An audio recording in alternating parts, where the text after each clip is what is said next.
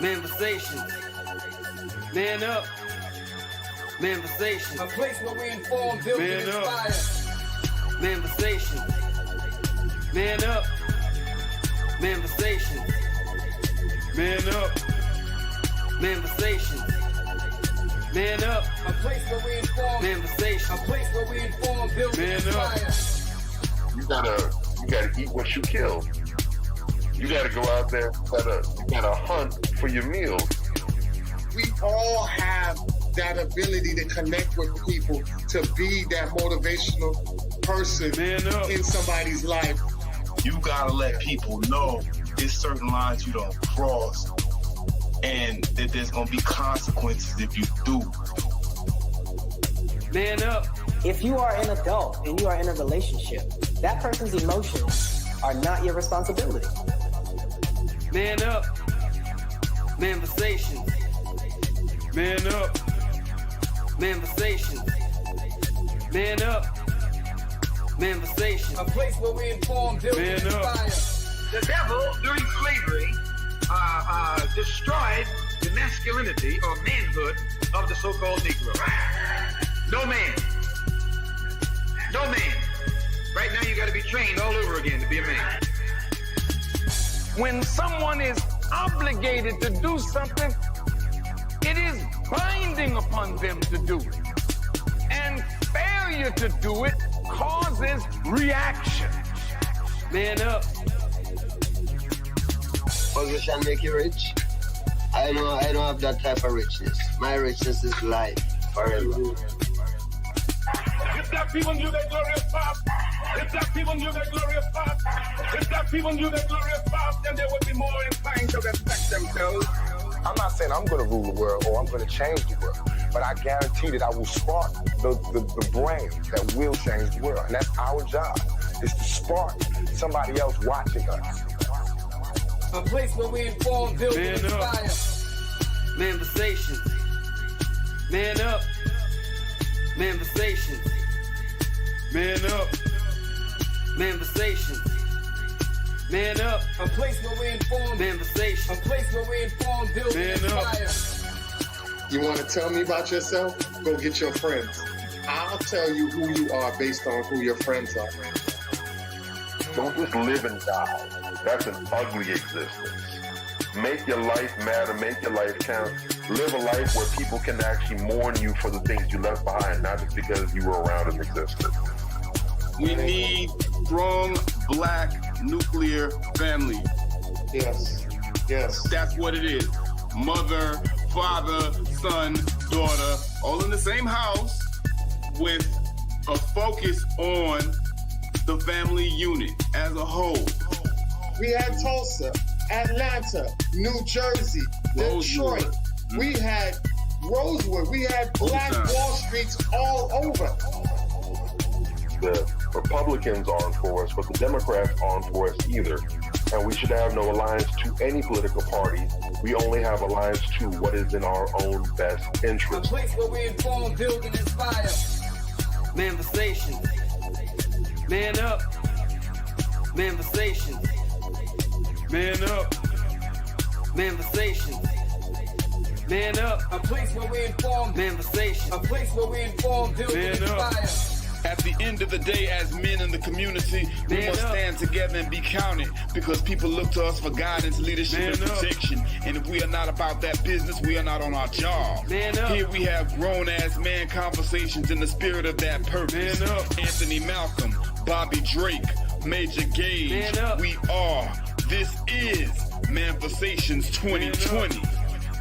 Manifestations. Man up. Manifestations. A place where we inform, build, and inspire.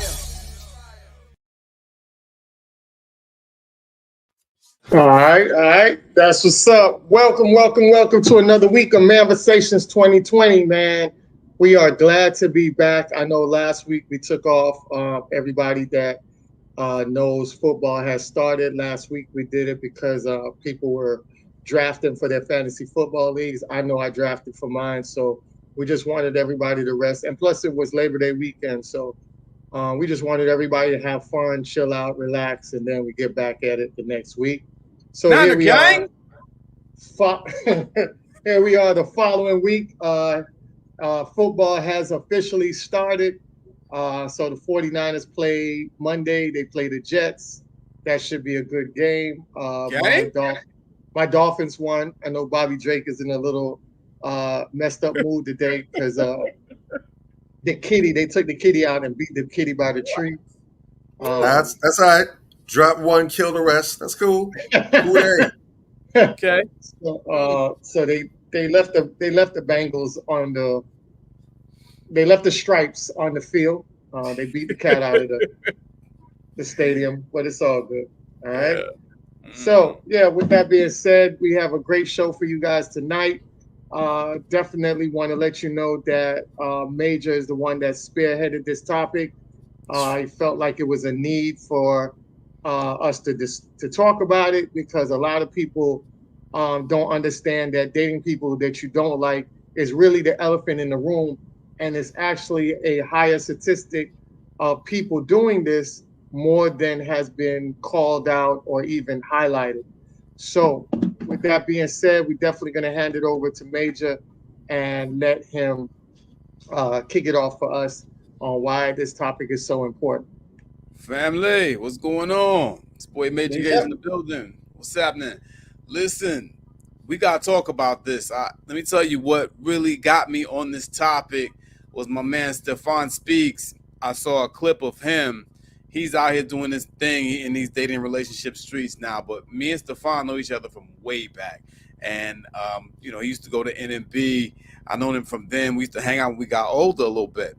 And him and I used to talk about this. And I saw a clip of him talking about this issue about how a lot of men, will date women that they don't even like, and, they'll be with them sometimes over an extended period of time. And, the women don't really realize this, and I think that's at the root of a lot of this anti-male hatred that you see. A lot of these women don't even realize this dude don't even like you. He's just with you for access to your ass. He don't like you. You understand what I'm saying? And the only thing that I don't like about the clip is that he made it seem as though, or the clip made it seem as though this is only a thing that applies to men. But what we tend to leave out a lot of the times, and this is where I'm going to add some balance to what our brother said. I'm going to add some balance to that. Women also date men that they don't like all the time, and they use them for their resources. People don't look at that as being something negative. Nobody ever criticizes that. They look at it as being hypergamous. No, you're using somebody. You understand what I'm saying? It's the same thing either way. If the guy is just dating you because he wants access to your ass and he can't stand you, and the woman's dating you because she wants you to pay her bills and she can't stand you, it is in essence the same thing. So we need to really get behind understanding and developing ways to combat this issue of people just getting involved in relationships for convenience, especially with the rise of inflation. We're seeing a lot of this. This is how you can see people who don't, really jib like that. People can be together, for 10, 15 years. It's because it's a relationship of convenience. You got in-house coochie coming from the woman. He pays all my bills coming from the man. And that's just corny. On either side of the equation, I'm sorry. Nobody likes to be used. And no one should be out here in the dating market looking for help. You understand what I'm saying? Because a lot of these women out here, they're not looking for love. They're looking for help. And no men should be out here in the dating market just looking for some free ass, some in-house coochie. That's really what a lot of these relationships are at the end of the day. And you wonder why these people, when you really sit down and talk to them, they can't even tell you about the other person. What is this person like? What do they do? They can't even give you a good reason why they're involved with this person a lot of the time, because they're there simply for convenience and there's nothing real there. So yeah, we have a huge problem with that. And I think that we need to put that on the table and really discuss it in depth. Definitely. So I was just putting the links up for everybody to join in because this is a very good conversation. And Yes. remember, when you run across these people and you know for a fact you don't like them, make sure you do this. All right. So just pop the balloon and keep it Yep. moving. You know what Yeah. I'm saying? Let's not entertain people that's going to be wasting our time or entertaining people that you feel that is wasting your time. Like, you don't waste their time, they won't waste your time. All right. Let's start linking up with people that we need to link up with and leave the nonsense where the nonsense needs to be.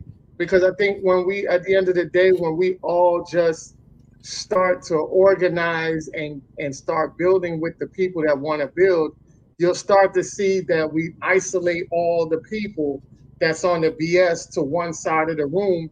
And then when you look over there, they're starting to look at each other and say, hey, they want to be part of the general population, but it makes them get their shit together so that they can join the regular society.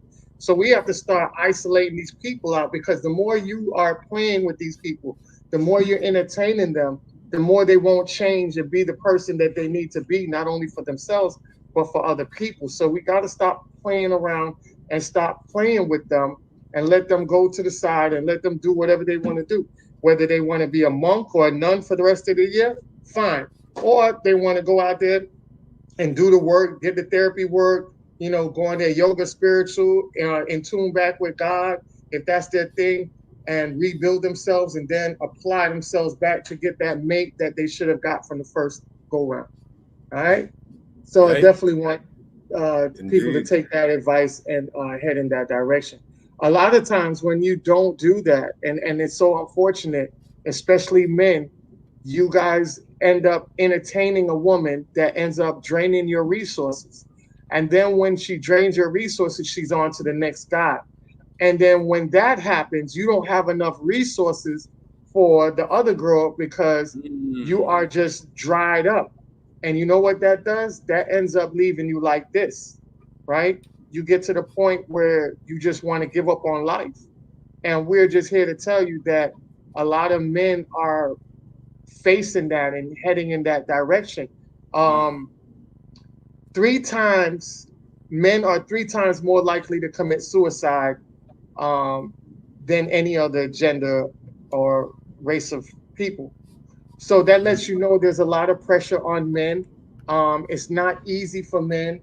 And because it's not easy, you don't want to put yourself in a situation that will leave you in a depressed mode or in a mode of vulnerability where you just feel like the only option is for you not to be there. Let me tell you something.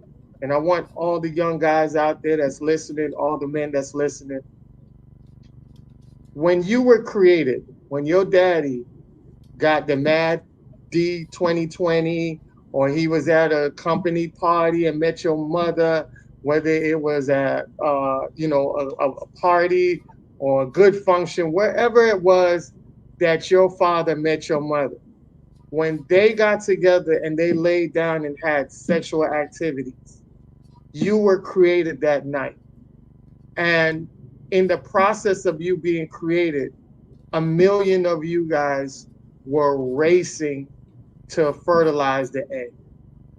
You beat out 1 million people. So when you're looking at the Olympics and you're watching all these great runners run into the finish line, and these are the top people in the world, just like they ran across that finish line and got that gold medal, is the same way you ran in that canal and fertilized your mother's egg. You were the first one to make it. Remember, the first one to make it, all the other sperm dies.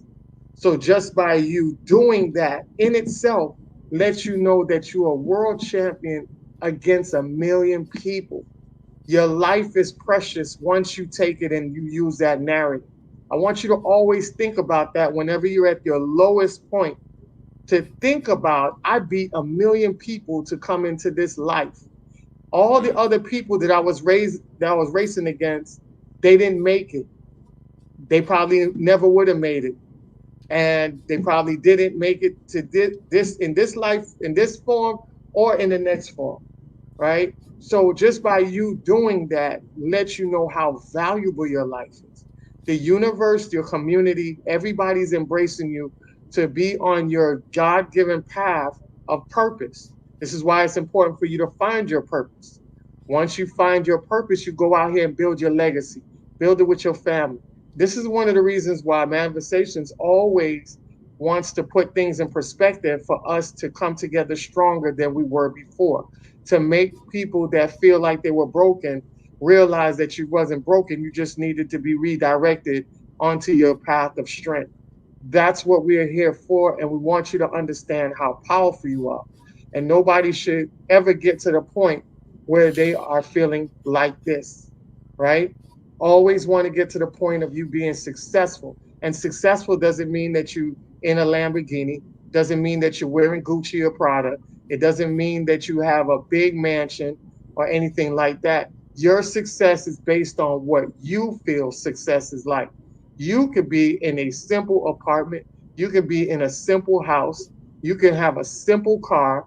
You can live a simple life and still be more successful or just as successful as somebody else that is you feel like is living the American dream. All right. So find your version of success and live with it. Just like you pick your mate, when you pick your mate, stop worrying about what other people outside think your mate looks like. What does your mate look like to you? What does that happiness look like in your eyes? Are you finding your mate to be very beautiful or very handsome? That's all that matters. Because let me tell you something, and this is factual. You got Tupac and you got Biggie Smalls. There's some people that feel like Tupac look good, and there's some people that feel like Tupac look like crap. There's some people that feel like Biggie look like crap, and there's some people that feel like Biggie look good as hell. Mm-hmm. All that matters is what you view in your eyes, who you think is the best for you, and you build on that. I know I was a little long-winded, but I felt like the message needed to be sent out there to establish what we're talking about tonight, and I pass it over to you guys. Land my plane. I mean, you said it, bro. You know what I'm saying? That's what it is. You know, at the end of the day, you are not living for anybody else. We're not, a lot of us are out here, we date according to what's in style. I remember this woman saying to me some time ago, she was talking about me, and she was like, I like you, I think you cute, but light-skinned men not really in style like that. And I determined as soon as she said that she was an imbecile and she wasn't worth my time. Like, what are you talking about? Like, and she was dead serious. She wasn't kidding. She wasn't trying to be cute. She was dead ass. Like, you know what I'm saying? Like, all the dudes that she dated were dark because, you know, she cared what her friends thought about who she was dating, you know, and that's a very dangerous type of person to get with because while we're talking about people dating people who don't like you for who you are, let's also, like you said, I'm glad you brought that up. Let's also add to that conversation people who not only don't like you for who you are, but like you for who other people think you are. That's all bullshit. Like there is no quicker way to guarantee heartache and pain for yourself than to be dealing with somebody who's with you because of what this person say about you or what that person say about you and not because of how they actually feel. That person is not even a real person. You know what I'm saying? Like, I don't know how they're going to be real with you and they're not even real themselves. A lot of us are caught up in the social media matrix version of what the world is. You know, that really affects a lot of our worldview. And our minds are so warped because of the simple fact that, you know, we're not even dealing with other people from a standpoint of what is real to us or what is really going to benefit us in our lives. We don't look at relationships from the point of view of, okay, where can I go with this person? What can I build with this person? How can we mesh together and be fruitful? They don't look at things that way. It's all I, me. And a lot of that, you know, is from the influence of what other people think about you and what they can get out of you. And those are people that you should avoid I'm talking about like the plague, and there are always signs, and I go right back to what's my favorite word? Vetting. Yeah.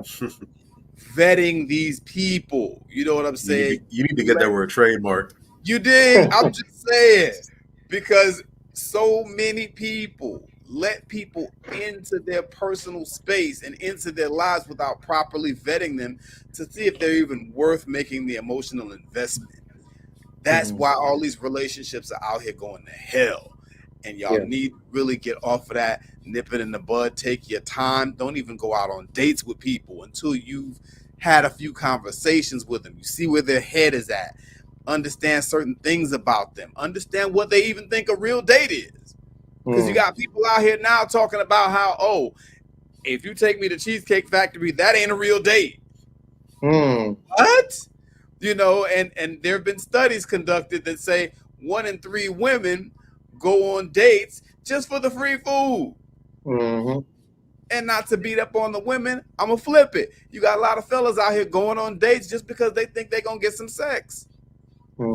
Again, stop using people. See what you can build with that person and try to find some type of commonality so that you can move forward. Nobody likes being used. And I see a lot of that. That's why I stayed single for so long, because I see that a lot of people are out here just having, what does Jason Black like to talk about? Survival sex. You understand what I'm saying? They're just looking for somebody to help them and not looking for nobody real. And strangely enough, that ties into what a lot of people believe, and I think that it's a little bit of this, a little bit of that. I think there's balance here, because a lot of people believe that in relationships, you're not supposed to like the person that you're with. That's some bullshit. I'm here to tell you right off rip, anytime somebody starts talking some shit like that, leave. Because you have to be with this person. You have to wake up to this person. You have to get along with this person. You understand what I'm saying? And to think that, you know, liking this person, caring about this person, or loving this person is not a really, really important part of, you know, having an adequate relationship or fulfilling relationship is nonsense. And I'll land with that. You are correct. And you said something that made me bring this up.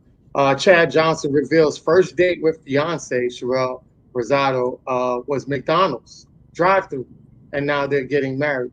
So sometimes, you know, it's not about the appearance of everything, like the ambiance at first. You know what I'm saying? It's getting to know the person. And some women would write him off rip because of a McDonald's drive-thru. But you know what's so crazy about it is that there's times where you're by yourself, whether you're a man or a woman, you go eat fast food. You'll be at McDonald's. You'll be at Taco Bell. You'll be at, Starbucks or whatever the case may be. So why not have somebody take you there? It's not like it's food that you don't eat from, you know what I'm saying, or places you haven't ate from. There's plenty of times you run in there and just to snack something. It might not be your first choice, but if you're real hungry and you're running around and trying to do various things, and then you say, hey, let me go through a drive-through. Let me get a sundae or something. You might not eat the nuggets or whatever, but you might get a sundae or something. You know, so if it's something like that, hey, you know what? Let's go to the drive-through. Let me grab a sundae and let us listen to some music while having dialogue in the car. You know, or let's grab some ice cream from whatever and let's go to the park. You know what I'm saying? So don't be afraid of what a guy is initially showing you up front. If that's something that might be in his budget, he might be testing you. He might be trying to vet you and see if you're really about just the simple things and more about character than more about the looking at the financial asset of that person or the resources of that person. Now, it's a little different because Chad Ochocinco is a celebrity. Maybe he might have got a little bit of grace, but there are a lot of everyday people that have, you know, that go through the drive-through at McDonald's. Hell, they even had, I think it was a couple in Africa that got proposed to his girl at McDonald's. You know, so don't be afraid of a guy taking you somewhere where you feel like you're too good to go. just join the ride, see what that man is about, feel out the conversation, get a character of who he is, and you know what? You might be amazed and surprised in the long run. It All right. is. Mhm. I did want to show this video right here. All right. I can't believe how many gold digging, non-reciprocating, selfish ass females in the world. I can't believe it's so many of them. A female made a comment on one of my posts when I was speaking about men, and a woman ain't really gonna spend her money on you like that if she don't like you like that, or take you out, or whatever the case may be. Reciprocating energy, the things that you give her. The female say, if you're going 50-50, that's your business partner. You're right. It's my business partner. It's my lover, my soulmate, my best friend, my husband. You're right. You're right about that, baby. You just forgot to include all that other stuff.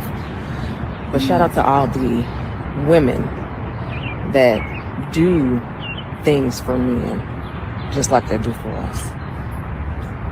It's just called reciprocating the energy. I saw another comment. A female said, oh, she must not be used to a man providing for her. Baby, my man will provide anything that I need and I want. It's called reciprocating the energy. That's what we do over here. That's how the women roll in my family. We don't just take. We're not takers. It's no damn movie. All right. Bars. So I did want to show this real quick, and then I'll let you guys build on that. Tweet goes viral after this girl says she gets her date a gift when on the first date. When a man asks me out on a date, I always bring a small gift, whether it be a small cologne, a hard-ass shirt, or something simple, but just a gesture. They love that shit, ladies. And she got a lot of backflap for that. Well, go ahead. I'll let you guys build on that. Of course she did. Go ahead, Bobby. There's something very... it just never ceases to amaze me how women don't tend to understand the gross disconnect between how they move and the desired outcomes that they have. They'll have all these crazy asinine rules and policies, and when you look at the current state of affairs, many of them are not happy or satisfied with the outcomes. Many of them are churning out children for dudes. They're on their first, second, third, fourth, fifth kid with their first, second baby daddy, what have you. They had to worry about child support and all these other things. And you have this mindset, you employ this, and it did not get you to the desired end result. Now, I'm not saying that these women haven't experienced these same setbacks that the other ones have. I'm not saying that it's bulletproof.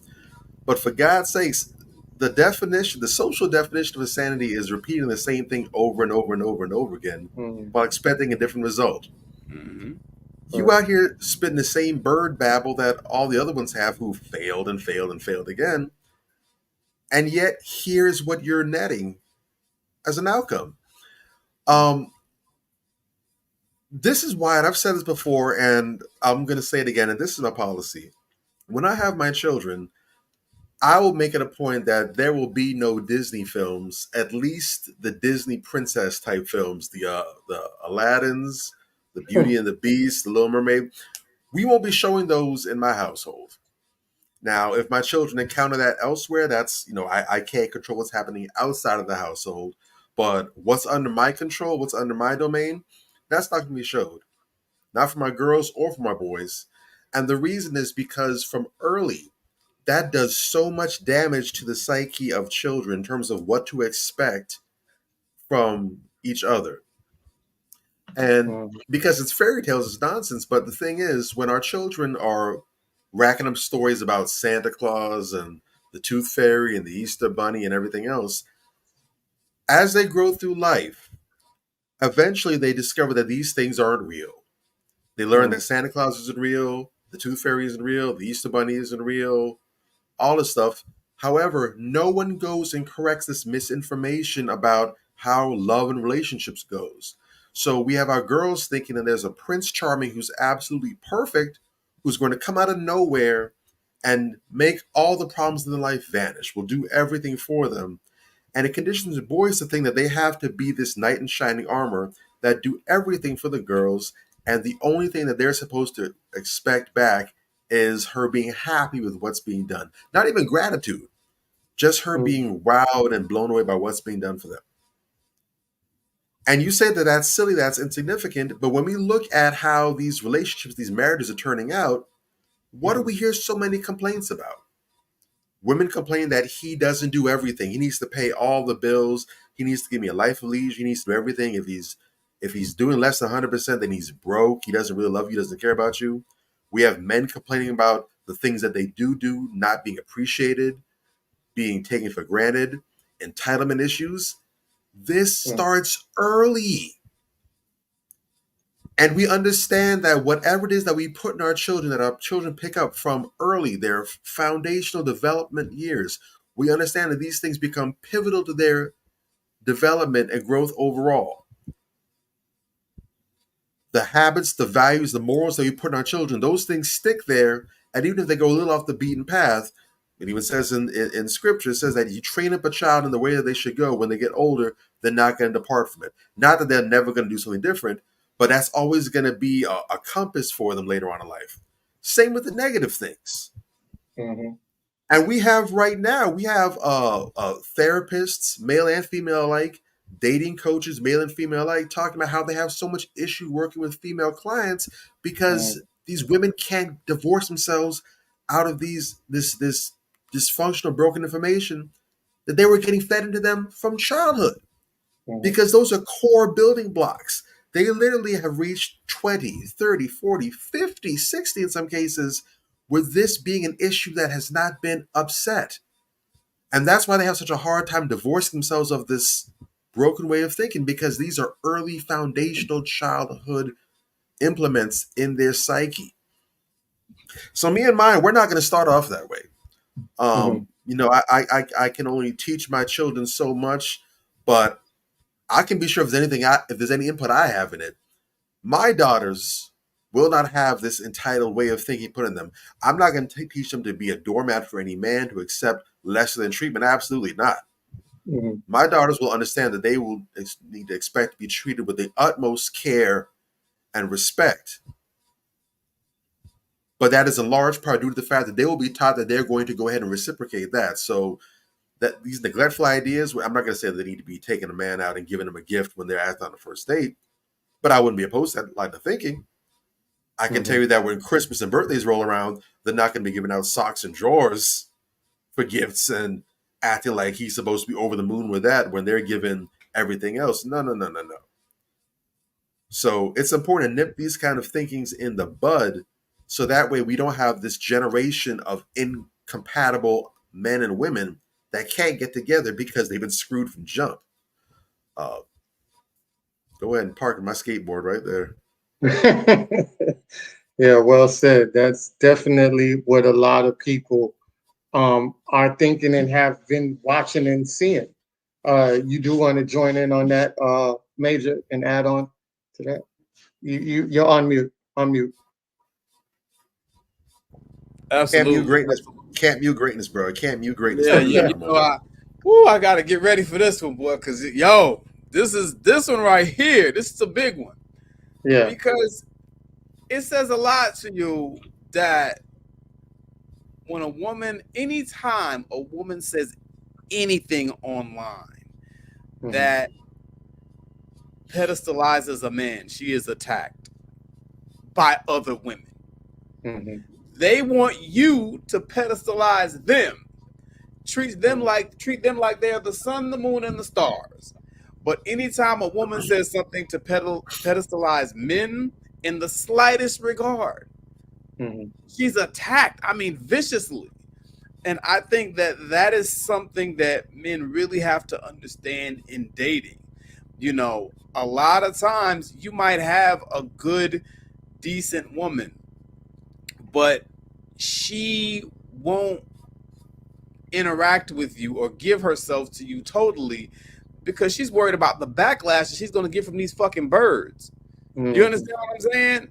That's a real thing. That's a real issue, a real concern, because the flip side of that is a lot of brothers, sometimes, if we're being totally honest, a lot of men, we don't carry ourselves in the proper way, and we don't deal with women in the proper manner. And a lot of times we poison the well for other brothers that are well-meaning, that would have come along behind us, you know, and really had good intentions with the sister. So I get right back to intentions, and keep with whatever your intentions are. If you just want to hit that ass, say it. I know that sounds crazy to a lot of y'all out there, but if your game is tight enough, you'll hit. I promise you. You understand what I'm, because let's keep it a buck. A lot of women just want that too. All right? But if you go out there promising her the sun, the moon, and the stars, ooh, baby, I love you. Ooh, baby, you the only one for me. Ooh, girl. Nigga. And you don't mean it, you're creating a monster. You dig? You're creating a monster. And, you know, she's already going through pressures from her girlfriends, you know, and it's just going to blow up in your face. Step to her on some real shit. Just be who you are and just put your intentions on the table up front. Let the chips fall where they may. If she ain't with it, all right, bye. You know what I'm saying? It ain't for y'all to kick it like that. You know, but I think that one of the most important things that we can do is be very clear and upfront about our intentions and not be deceptive. See, a lot of times what gets us into trouble in relationships is not necessarily our position. It's the deceptiveness that we use to try to accomplish whatever goal it is that we have. You know, no woman is going to hate you as a man for wanting to get in bed with her. A lot of guys are just built like that, you know, especially younger guys. And women know this. You understand what I'm saying? She may just want to get in bed with you, whatever the case may be. Sometimes it's crazy. You'll tell them you just want to get in bed with them, and they'll still, in their mind, make up some shit that you wanted a relationship. That ain't on you. You understand what I'm saying? But if you're upfront and you break it down how it is, and she takes it for some other shit, that's different. But, you know, at the end of the day, you got to really be aware of the societal pressures that are on people in relationships. And that's a part of my vetting. I get into that. Like my wife, the first couple months that I met her, I must have asked her a million questions. And one of the questions that I asked was, you know, how big of an influence, and that's in the book, the upcoming dating and relationship book of questions. How big of an influence do your family and friends have on who you date? That was a big question. We talked about that. We must have talked about that for a few days.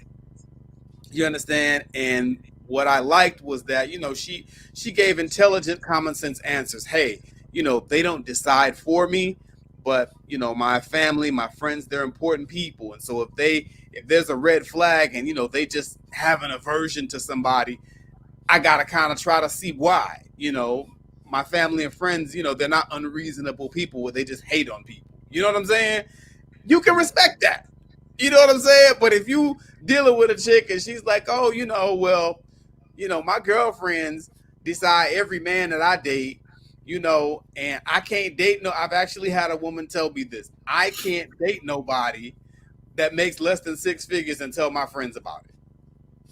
You're an imbecile. I can't do anything with that. You dig? I just can't do anything with that. You're an idiot, and you're letting me know that up front.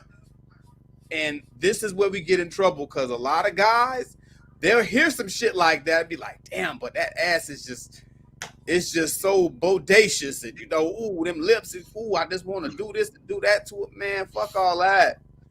You need your peace of mind, brother. I'm just saying, I'll leave it there. But like, and I like what Bobby said about the no princess and the frog shit. Like, that's a big deal, because the princess mentality it's not. Now, let's be fair. In the spirit of fairness, there's a lot of issues that brothers have as well too. True. Men have some issues they need to work out with. But I would be, you know, and again, I don't know if we can touch on her tonight, but that sister that sat down with Cam Newton, she said something that didn't get a whole lot of play, obviously, for obvious reasons. But she did say, just based on the clients that she sat with and worked with, she believes that the dysfunctional relationships, 70% comes from women and 40% comes from women. I would agree with that. And I'd say a large part of it is that same princess mentality. That princess mentality. She's the princess. You all are the commoners. Right. You're better than somebody. Right. And it doesn't just deal with not being gracious for things that are done for you or the entitlement, but even comes down to other issues that we talked about. He's not the prize. She's the prize. All these, it goes back to this idea that I am above you. I am better than you. That's just by virtue of the fact that I have a vagina and breasticles that didn't come post-op. Real talk.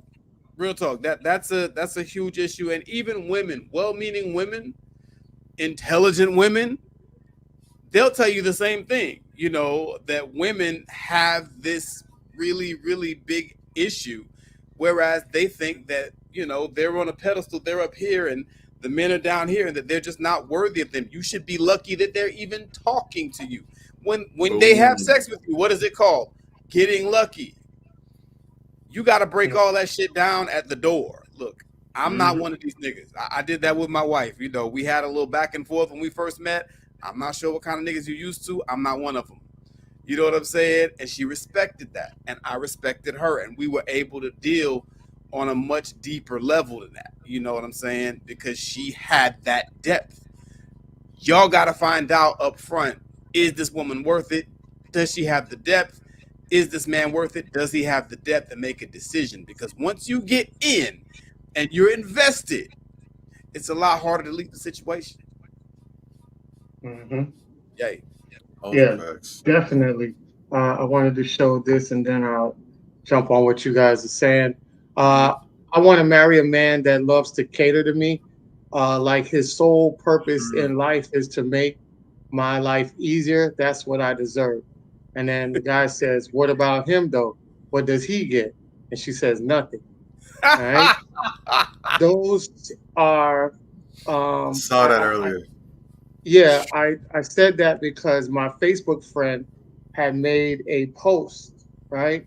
And she said, if a man has a little, but women fake it because he has money, is that love bombing? Intentionally trying to get pregnant from a financially well-off man, even though you have no desire to be with him, right? And that's what my homegirl had wrote. And I had put, I think I didn't even get a chance to screenshot my answer, but give me a second real quick. And the reason why I brought that up is because I think what happens is a lot of times we get caught up into mislabeling things. Right. That's what I was gonna say. That's definitely not love bombing, but so it's bad. I had wrote an answer to that, and everybody loved my explanation on it.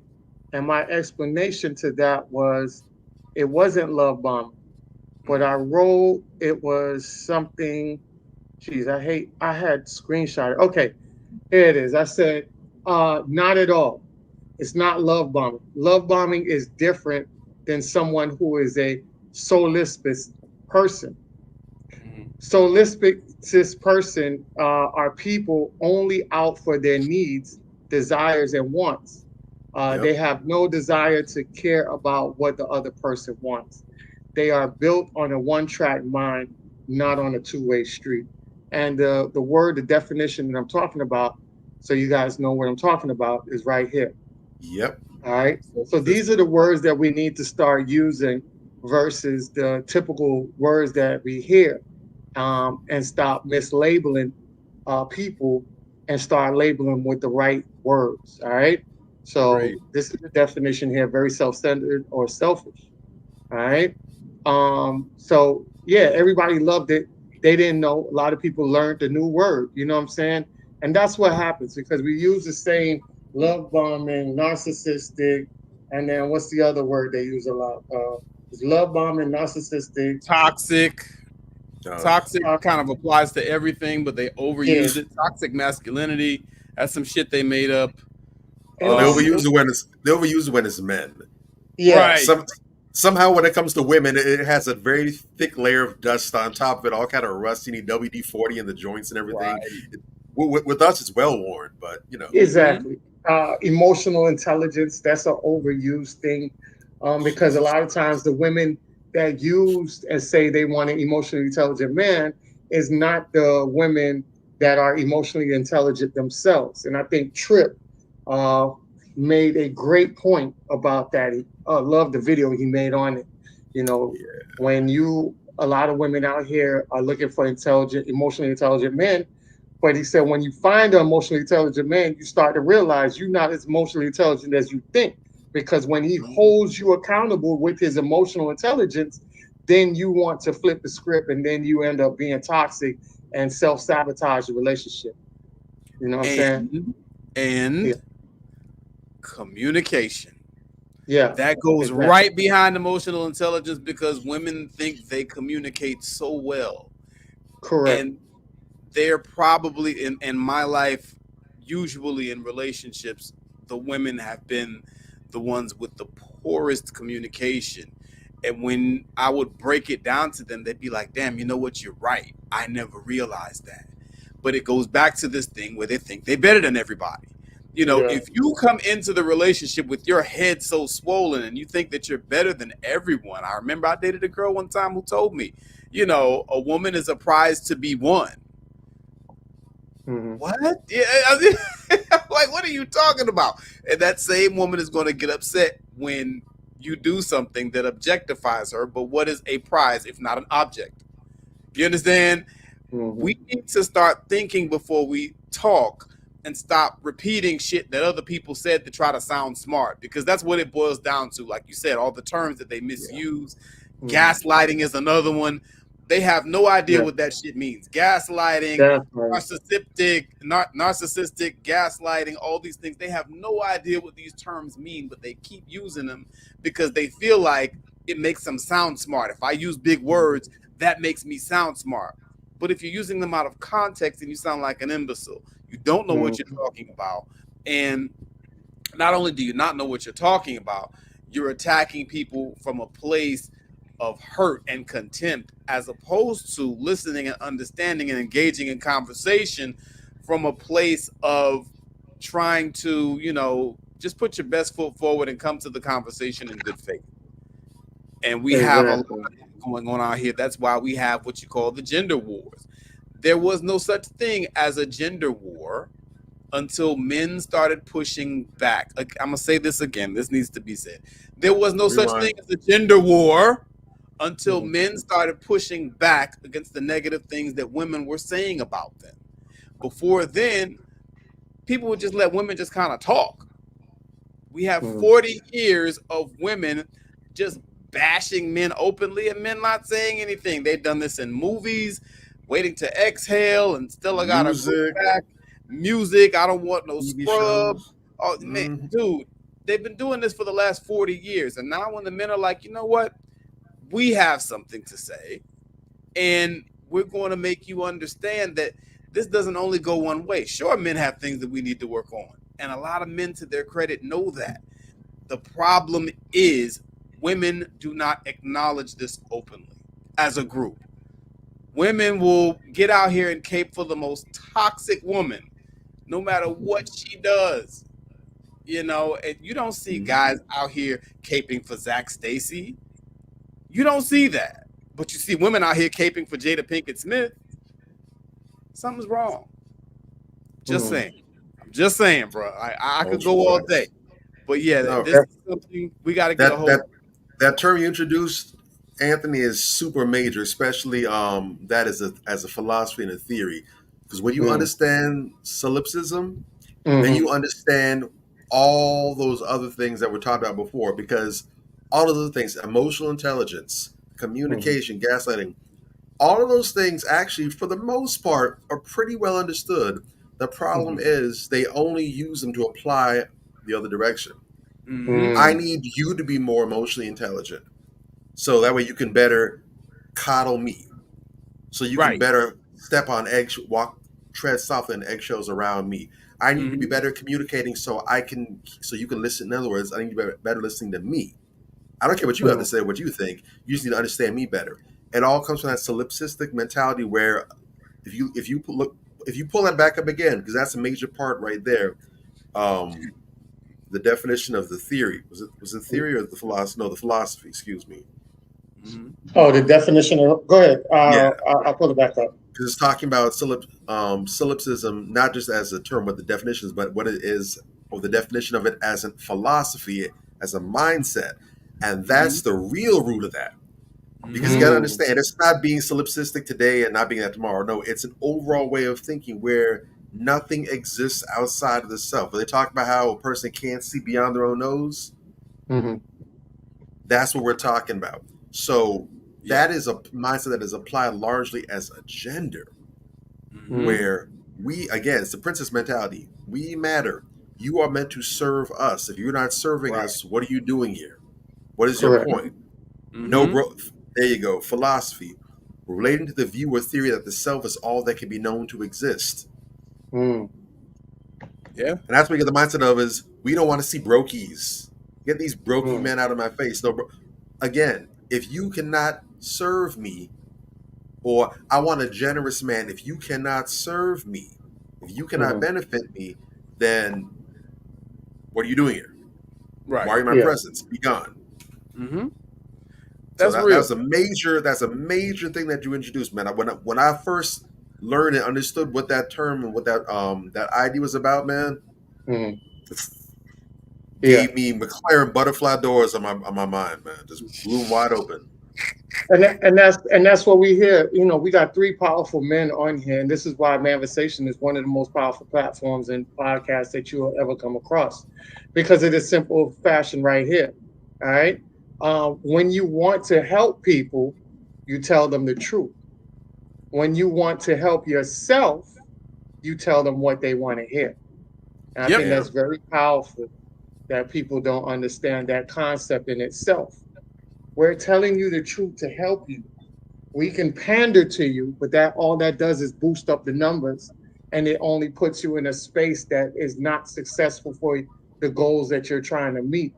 That's why you have the guy Yada. Oh my gosh! When I tell you that I got an inbox the other day from one of my dope researchers. I have dope researchers around. And one of my dope researchers hit me up because they always get information from me when I research, and they give me information on what they research. And let me tell you something. This is why it doesn't pay to pander, because what I have in front of me is a laptop. You can access people nowadays through a stroke of a keys. And they have research, and they pulled up Yada's background. And I will say this, allegedly, because I'll just use the word allegedly, just because if we go back to Yada, it can be under the terms of allegedly. But I've seen everything for myself, and from the documents of the court system that was sent to me about Yada, the woman that he is with, he had domestic disputes since 2017. I've heard that too. I've heard that too. Yes. Wow. Not had, since. As in this movie got some sequels. Yeah. Because you're with the same woman. You get what I'm saying? And then it goes psychologically, it goes in with a lot of things that I really don't want to open up that portal with. But it's a lot of things where men like that, the Derek Jacksons, the Yadas, if you look at the women that they choose, it's women that aren't women of great stature as far as confidence and the way they move like that. It's more of a woman that they can control, beat down, insecurities or whatever the case may be. And a lot of the times when you look at broken, right? They're broken. And you look at the background, the father issues. Then you start to say, oh, okay, it's easy to fall victim to a person like that when the actual structure of a man was broken from the get-go. So if you got the structure of a broken man, now you into a realm of getting more broken men because you yourself are in that state of mind, which is a trauma bond. You attract the same thing that you are. Right. So once you get the help and you build yourself, then you break away from the stuff that you attract. You know, a lot of people, you know, will credit that to God and things like that. But I always tell people, like, God is part of the reason why you have changed.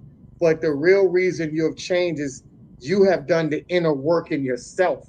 You wanted to do better. You know what I'm saying?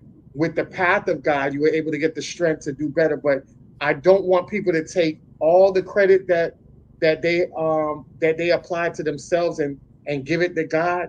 Give God some of that credit, but take a lot of that credit for yourself, because it takes a lot for somebody to wake up and say, I want to do better, and then go through the strengths and the journeys of doing better. And that road is normally a tough road to go through.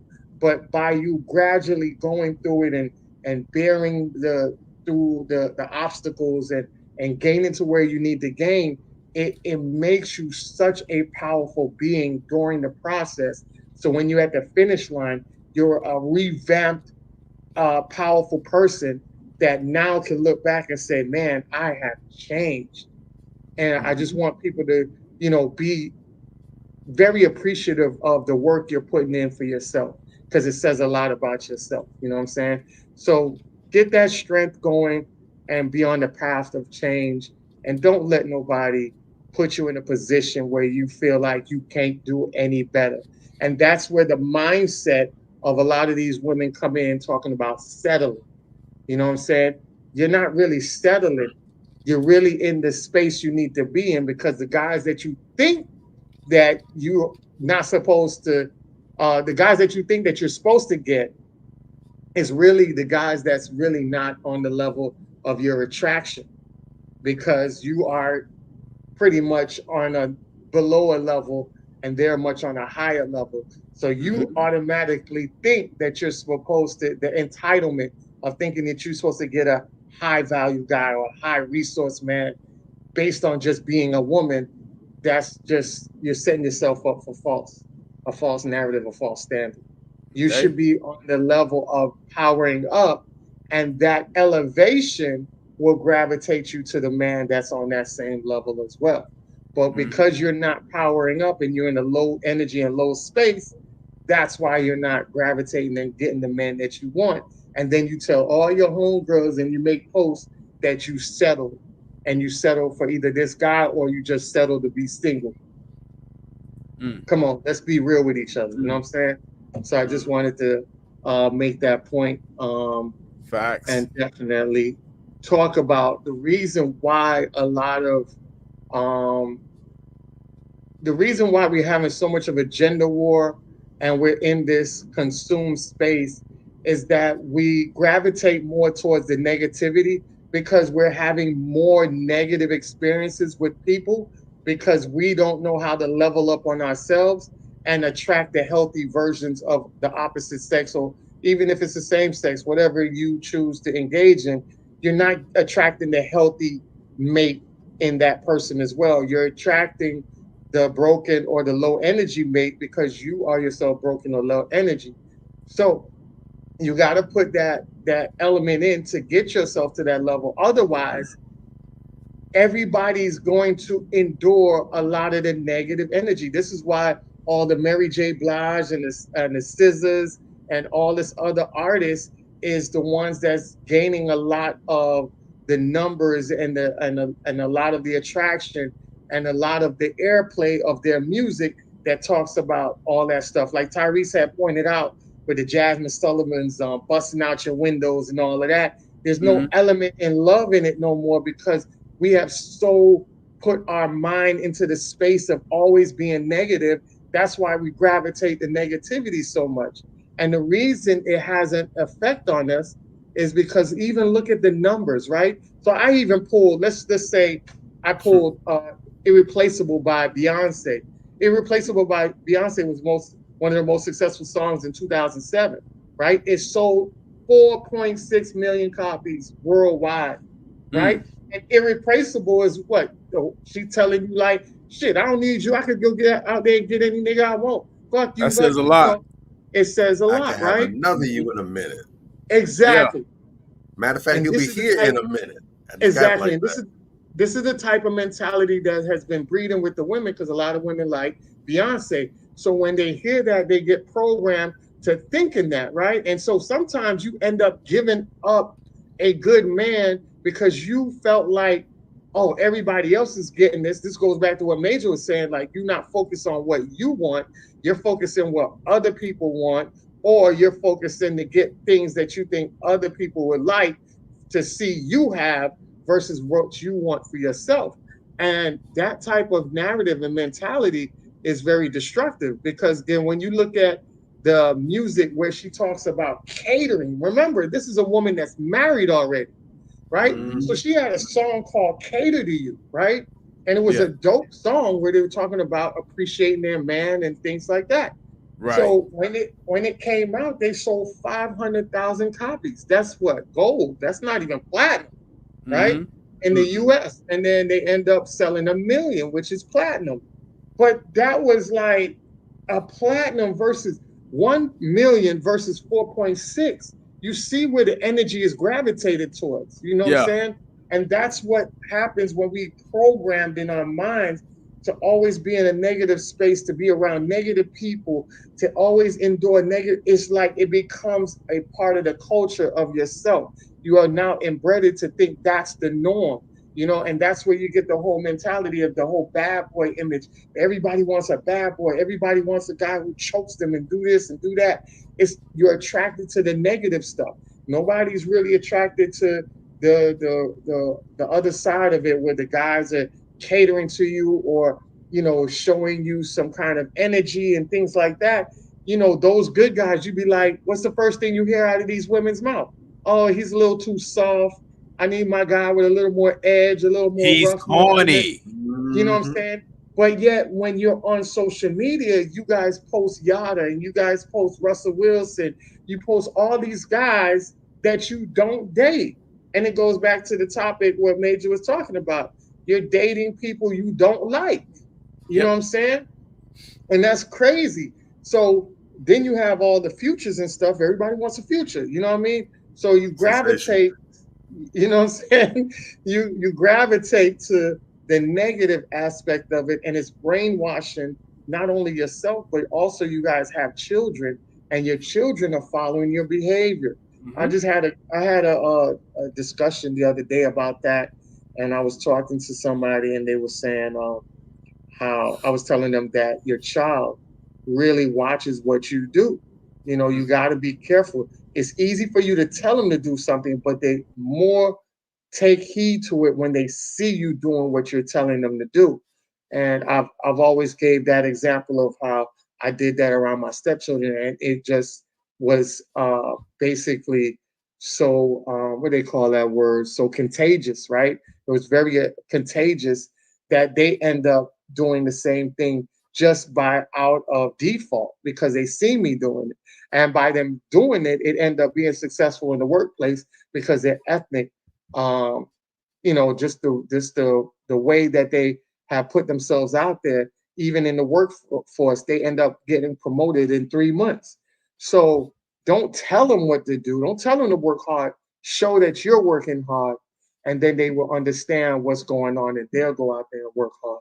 You know what I'm saying? So I'll land my plane on that and turn it over to you guys.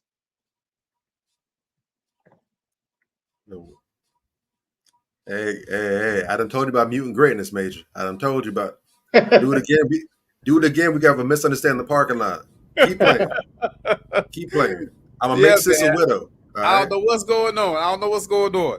So check this out.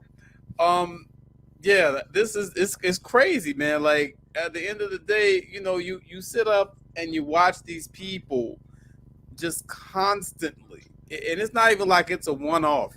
It's the way they think, the way that they move, moving towards embracing toxicity. You know, I've had many a woman tell me, this one woman in particular really opened my eyes when I was dating. She told me, you know, that's just the way that you're acting now. The way that you are now, that's just the way that you're going to be now. You're not going to always be like that. And I'm like, what do you mean? You know what I'm saying?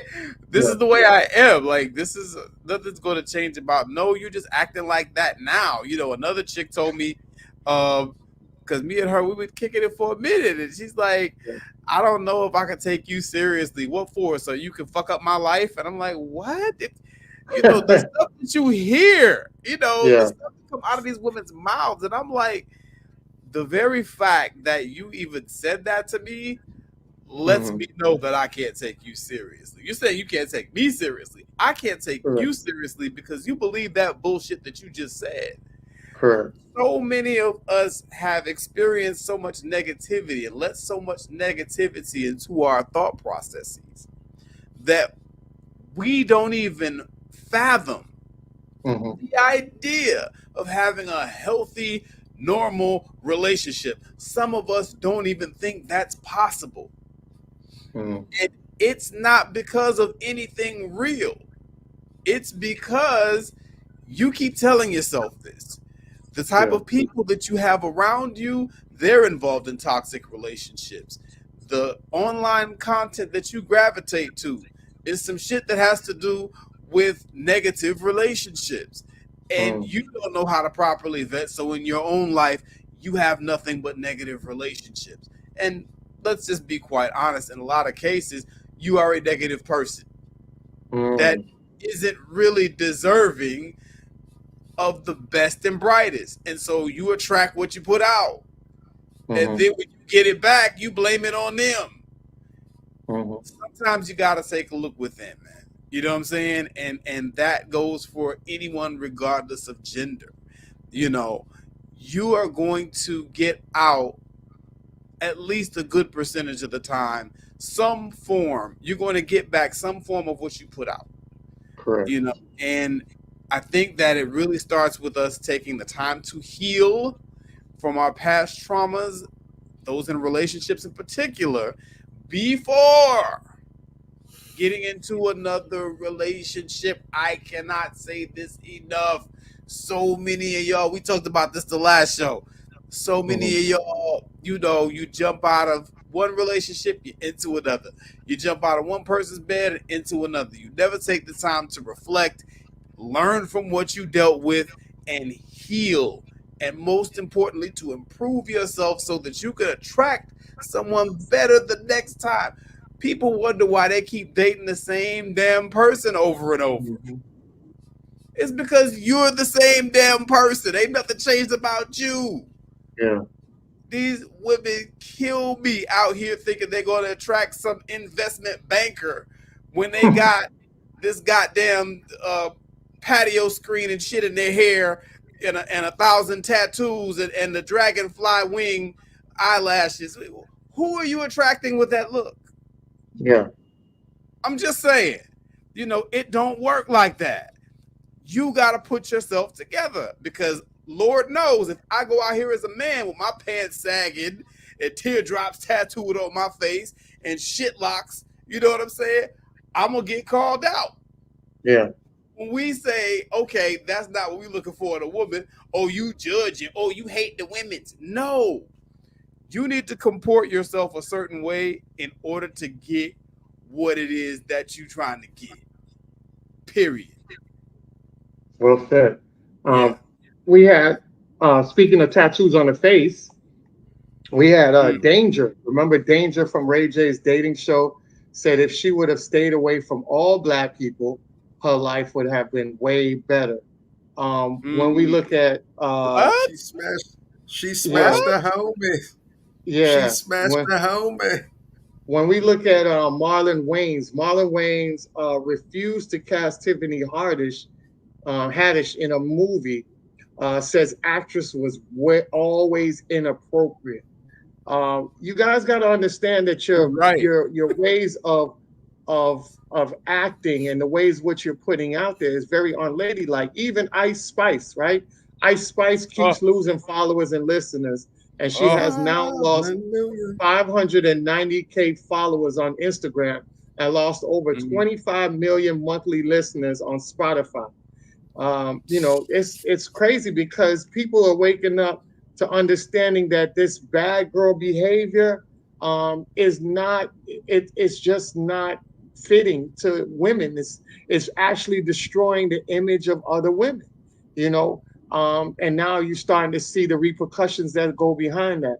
I do want to show this video and then I'll let you guys cook on it, all right? One of the most demonic quotes I've ever heard: happy wife, happy life. Because if she's not happy, the whole house is in turmoil. Let me walk on eggshells. Don't want to upset her, because if I upset the wife, the whole house has to suffer. Stop giving place to the devil. You can't go around blaming people. Well, I woke up on the wrong side of the bed. Go get on the right side. Get back in. Roll over and try it again. But let it be the hidden man of the heart, and that which is not corruptible, even the ornament of a meek and quiet spirit. As I've said before, meek does not mean weak. It means strength under control. Quiet does not mean silent. It means peace and tranquility. All right, and she's saying peace and tranquility is what men want. You know, Yes. it doesn't mean that he's weak because he's being quiet. It's just that he is telling you what is needed, what is desired. He doesn't into the chaos. He doesn't need the chaos from his woman when he goes out the door and encounters chaos on a daily basis. So shout out to that woman for breaking that down. But I'll let you guys cook on that. Ooh. Shout out to that Powerful, sister. Shout out to that sister. Really, real talk, man. Sister brought it home, and I actually was going to send that to you as a recommended video, so I'm glad you found it.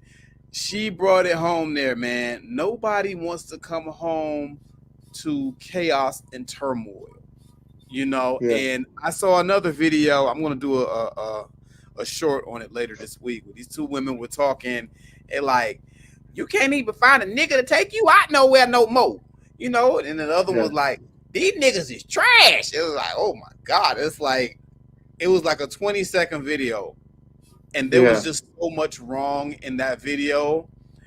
It was just, it was so much wrong because these women are complaining about the quality of men that are out here and all of this stuff. And I mean, again, I'm going to go back to this and I'm going to stay on this because this is important. When you look at them, you can understand without them saying anything why men don't take them seriously. You know, first of all, they half dressed, they half naked. You know, they got 10 pounds of weave in their head, 10 pounds of makeup on, and 10-inch drag queen eyelashes. That I call it the 3 10s. You dig? So they got all this going on. You know, they got the little stripper uniforms on. And then when they talk about men, they refer to men not as men, but as niggas. So you're not even looking for a man. You're looking for a nigga. And you're going to find the nigga with the look that you have and the way that you comport yourself. You dig? And, you know, she's talking about, oh, you know, they won't even take you out no more. You know, no, it's not that men won't take you out anymore. The type of men that you're attracting with that type of vernacular, because she also said, yo, these niggas ain't shit. You know, these niggas is trash. When you talk like that, and that is your energy, and that is your approach, the type of men that you attract who might take a decent looking woman out and a decent acting woman out, they're going to look at you. They're going to be like, okay, this bitch, she the good time girl. They're not going to take you seriously, you know, whether that's fair or not. She could be a totally nice young lady. But the way that you look and the way that you comport yourself, you got to keep in mind, people don't know you. Yeah. I'm just meeting your musty ass. I don't know you. You dig? So all I can go by is the image that you put forth. The energy that you put out there is going to tell me everything that I need to know about you initially. And everything that I got from this woman just from 20 seconds of video was bad. You understand? And so the other guy who's the prospective mate, he's looking at her, he's probably getting that same thing. And so it's not that niggas won't take you out or whatever the case may be. It's that you're looking at men as niggas, you know, and your energy coming in is that these niggas won't even take me out. You might not say it, but they can feel that. Mm-hmm. And so they're going to have, you know, an adversarial response to your energy. And it's so unfortunate because you could just tell they really have no idea. They're clueless. They really think, you know, it's the big bad old men's out there. And there are some. I'm not going to say that they're not. There's some men out here that are trash. That's true. But there are a lot of good meaning men out here, decent brothers that don't even curse. You dig? You got them out here. You know, I got a few Muslim homies. They are virgins, well into their 20s. You dig? And they're looking for a decent quality woman to invest in. You understand? But when you don't present yourself that way, you get what you get. Yeah. I'm just saying. I'll just land my plane there. That's what I'm seeing a lot of. Yeah. You know, there's a vid, and I don't know if you saw it and if you had it lined up or not, so I hope I'm not undercutting you with it. But what's that? There's a video, I don't know if it was a recent drop or whatever, but it's a video that's making its rounds that was put out by the comedian Drewski. And shout out to that guy Drewski. You know, I don't follow his career too heavy, but he's a funny brother and he's definitely blowing up on the internet. He's doing his thing. Yeah. But he was doing one of his I forgot what the little vid sequence where he's like got his little record deal, whatever. He's trying to sign people up. Oh yeah. And there was a sister that came through, and bless her heart, she was catching all kind of strays because you see it. Dark skinned sister, her body is insanity. That thing crazy. Mm-hmm. Yeah. But you know, you can't. There's no such thing as perfection. So the body's amazing, but the face leaves a good bit to be desired. I'm putting it. My homeboy did he's wrong for it, but he said that she had a face for radio. Someone else said she's got a face for New York Times bestselling author. Nice, but Butterface. But she came out, and as soon as Juicy Scott shot, he's like, yeah. And he was cutting up, and she was like, go ahead, that energy. He was like biting on a hat, like, bite it. So, you know, he was like looking over. It's like, goodness, like turn around. It's like, no, don't look back at it. Don't look back at it. Just there you go. Yeah. So considering. And so ultimately, he finally signed up or whatever, and he was like looking at her, and he was taking shots at the way she looked. Yeah. And you know, I felt a little bad for her, but you know, good energy. But the sister ain't stupid. I'm sure she's heard that before. Yeah. But she had such a positive attitude about it. A lot of women were giving sympathy. They're wrong for that, or he can't talk. He don't look much better himself. This, that, and the third. And I was like, look, she, believe it or not, I don't think that she's stupid. Now, she shouldn't be going out here flaunting herself in this manner anyways, but, you know, women have made it clear that they don't care what we think, so that's what she wants to do. That's what she wants to do. Okay. But in terms of what she's going about doing, you know, the reality is she led with her best asset. The reality is the sister is not the most attractive in the face. I don't know if some makeup would have helped. I don't know if maybe the looks that she had. I don't know. But her best asset was not her face. It was her body. And she led with that. When he was poking and having this little fun, she didn't get in her feelings. She didn't try to insist, well, if he's calling me ugly, if he doesn't think I'm attractive, then forget. No. And I said, she's going to win and get more of what she wants out of life than the sister trying to so-called pity her. Because she knows, because she's realistic. There you go. And that's what I wanted to pitch to her. She's realistic. Hold up. She's realistic. All right. She doesn't have the best face, and we've talked about this before. You can't be a 5 everywhere. You need some 10s, goddammit. So the face of 5, you can say it's a little lower, but the body's a 10. That's undisputed. But she also had a great personality.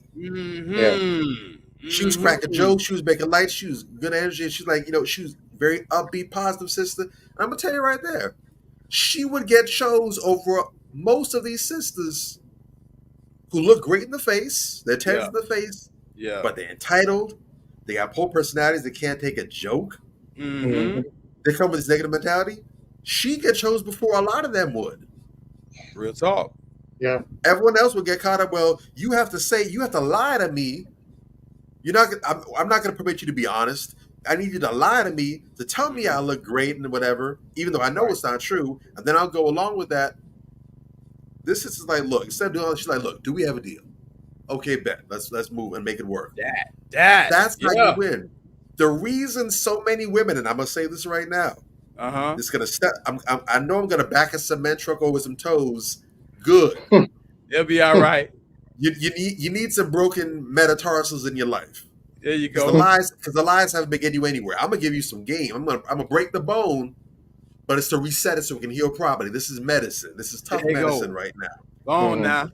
The reason so many women have horror stories in dating about dudes lying and abusing them, mistreating them, a large part, I'm willing to put a number on it. I'd say maybe a good 80% of it. The reason is because so many women do not live in reality. They do not permit. They do not permit men to be honest with them. And this isn't to let any dudes off the hook. Because if you're lying, shame on you. What you were talking about before about the brothers, if you out here lying, that's not game. You lame. You're selling dreams. Yeah. You were selling dreams you do not plan on cashing in on or that you cannot fulfill. You're a liar. Yeah. Anybody can lie. That takes no skill whatsoever. If you're honest, you lay the chips out, you lay the cards on the table face up, the woman can make a choice and she chooses you. Oh, now you got game. That's game. But too many women don't live in reality, and you're putting men in a box where it's either I gotta lie to you, continue dealing with you, or I gotta leave you by yourself. When there can be some wiggle room in the middle. One of my favorite films ever, this is probably one of Leonardo DiCaprio's best, but one of my favorite films ever is Inception. It's a great movie, great psychological thriller. It's amazing. I love that film. Yeah. One of the things that, for those who forgot, but one of the things that's big in the movie, because it's all about being able to hit licks on people by basically getting them to go along with your narrative, because you've hacked in their brain, you had in their conscious, and you dropped off lies, and you created a false illusion for this person, and because they go with it, you can basically secure the bag off of them. Everyone can't do it, but but they come to this one person who's really skilled. They want him for this huge job. It's a mega job. It's going to make everyone rich, whatever. But the whole concept, and he says the reason why it's so difficult is because the more complex the lie is, the more difficult it is to maintain. But the more simple the lie is, in fact, the more simple the idea, the easier it is for it to take root in the brain, and then you can build up off of that. In real life, you talk to con artists and police and law enforcement, they'll tell you that when cons are run on these people, whether it's to steal money from old people or to come up with other property, they let you know the best cons, the best lies aren't the simple, overly complex ones, it's the simple ones. If I come tell you that space invaders are outside, we got to run. Yeah. You know what I'm trying to, man, nigga, shut your ass up. But if I come tell, and because my goal is trying to get you out the room, I'm trying to get you to do something else so I can get you to lose focus for a second. Yeah. But if I come and tell you, hey man, your next door neighbor is outside, well, that's a lot more feasible. Yeah. I live in a place with neighbors. I have neighbors next door. Feel like that someone's outside. Let me go see what they want. You can work off of that. Yeah. When predatory men see that you don't dwell in reality, that you invite, that you permit lies and dishonesty and deception to be around you because you entertain all kind of nonsense, it's easy to play you. Come on now. Yeah. It's easy to play you. Like a fiddle. They can do a whole Mozart, Beethoven, Vivaldi symphony on your ass because you're simple. You're easy. I just got to lie to you and tell you what you want to hear, and I'll do that. And how many times do women complain about that? You see Derek Jackson still got how many million followers? They will not let go. Now that sister from the Drewski video, I'm gonna tell you right now, he's playing in her face, but he's also being honest with her. She can work with him. I guarantee if a dude come up to her right now and talk about, damn beautiful, you gorgeous, ooh, you're so beautiful, I'm willing to bet right now that she would write dude off because she knows he's full of garbage. Yeah. And it's not that she has low self-esteem necessarily. She's just realistic. Yeah. That's not where she was blessed. It is what it is. Yeah. Yeah. That don't mean that you have to be down the dump. So we need to kill this mentality where if you don't tell me what I want to hear, or if I don't have this fake image of perfection, whatever it may be, that I'm worthless. You can be butt-ass ugly, and that doesn't diminish who you are as a person. You can be butt-ass ugly, and you should still have high self-esteem about yourself because you still have value as a person. You are made in God's image.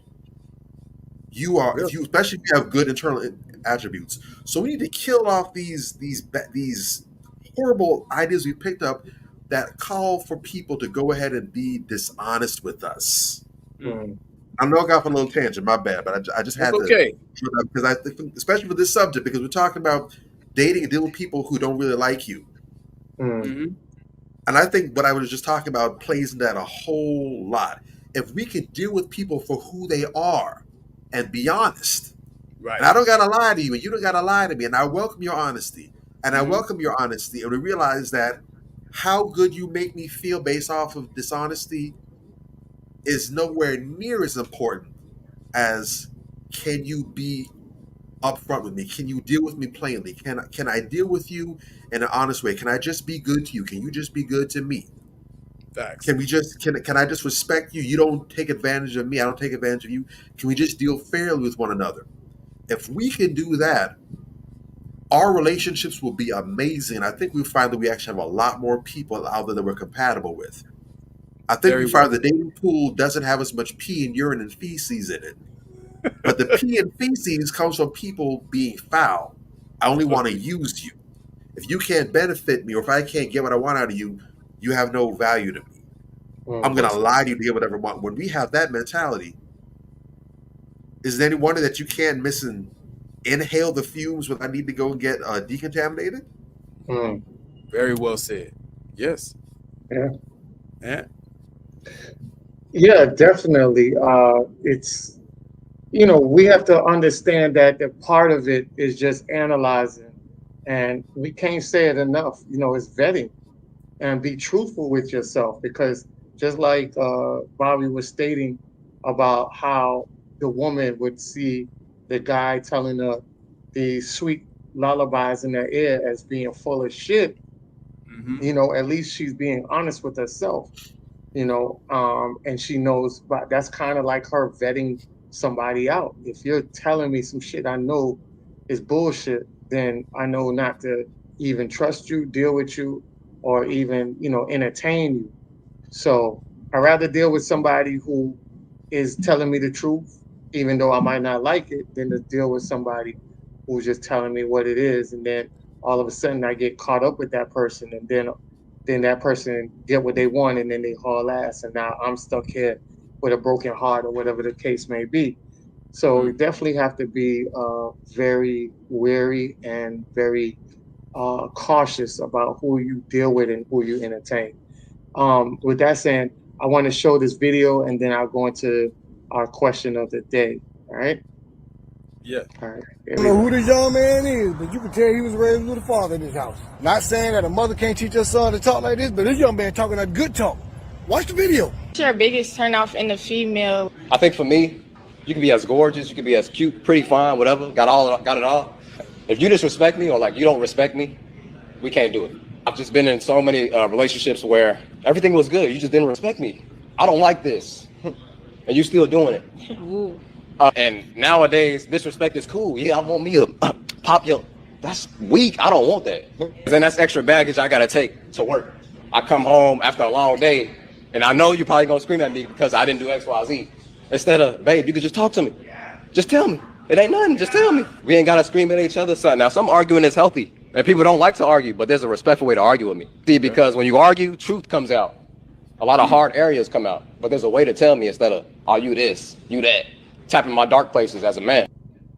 All right, so just a video that I wanted to show you about a man who's really displaying emotional intelligence and dealing with women who probably would say that they're very emotional intelligent, that is not acting as an emotional intelligent woman. because he says there's a way that you say things to people. That's the emotional intelligence of how you correlate your message in a way where it gets you more results than the way you talking to a person, which is going to basically it's going to be the opposite of what it is. It's not going to get them the result, and they're going to repel away from doing what you told them to do. Right. So you guys got to understand, and that goes back to what Major was saying earlier, is about the communications, right? You got to have effective communication, which is also a thing that a lot of women say they want, but they also lack in return as well. So with that being said, I definitely want to get into our question of the day. All right. So our question of the day, we're talking about, what's today's topic? Dating people that you don't like. Now, is this person dating somebody they don't like based on what they said during the interview? All right. So Cam Newton said, would you, they asked her, would you still be, they asked him, would you still be with a man? Oh, no. Basically, the blog is asking, would you still be with a man that openly says that he's still looking for his wife? Because in the interview, Cam said that I'm waiting on God to send me my wife when he did the interview with the therapist, right? And Cam Newton said this while still with his current baby mama, Jasmine Brown, right? And she has a video out where she talks about how she loves to cook and do all this other things, and, you know, just being feminine and being that quote unquote wife without the ring, right? So that's what we want to ask. Would you still be with a man that openly says he is still looking for a wife, ladies? And as fellas, what do you take from that? Or can you interpret that? I'll let you guys go ahead with that. This is the easy one for me. Birds don't have standards. That's what I get from that. You understand? Like, and I'm gonna just keep it real and just make it very plain. You know, that doctor sister who was talking to Cam Newton, who was talking about how he deals with low energy women because he can basically exploit them, and it's a predatory relationship overall. That lady was spot on. You know, I don't know why people listen to buffoons like Cam Newton about anything, but in this particular scenario, I'm just going to stay on this topic because this is what we're discussing today. You know, but, you know, some niggas are just dumb niggas. You know what I'm saying? Like, everything that comes out of this man's mouth is just dumb. It doesn't make any sense. You know, it's so disrespectful to currently be with a woman and talk about how he's waiting for God to send in his wife. And it's even more outrageous that her dumb ass is sitting there allowing him to say it while being his everything. You dig? Like, he's telling you, you ain't it. In plain English, all day, every day. And you sit there and take it. And, you know, these same women will be the ones, you know, that'll have a problem with a guy who's not as well off as Cam Newton, because let's just call it what it is. She's there for the check. You understand what I'm saying? And this is where I really get into it with a lot of sisters, because, I mean, I was talking about this earlier this week, and, you know, some sisters in the post got triggered. Why y'all even concerned about it if she don't have a problem? Shut up. Just shut the fuck up. You know what I'm saying? Because, you know what? You're triggered because you wish you was her at the end of the day. You don't want a relationship. You want help. You want a nigga to pay your bills. And just say that if that's the case. You don't feel that way because I wish that I was like her, blah, blah, blah. But no, you want to be passive aggressive. Well, why you even worried about it? Because, dumbass, I got an opinion like everybody else does. I hate when people say that stupid shit because nothing happens in the world that affects people in a vacuum. We do not exist in a vacuum. Okay? Everything that happens out here, especially when celebrities are involved, impacts all of us. Let's go ahead and put that out there. Sierra and Keke Palmer and all these women running around half naked with their ass out for the world to see, and all these women coming behind them praising it. Guess what happened this year at prom? You got all these young black girls running around with their ass out for the world to see because they saw them do it. Don't And it's not pretend that when celebrities do things, they don't impact the everyday person, especially black people.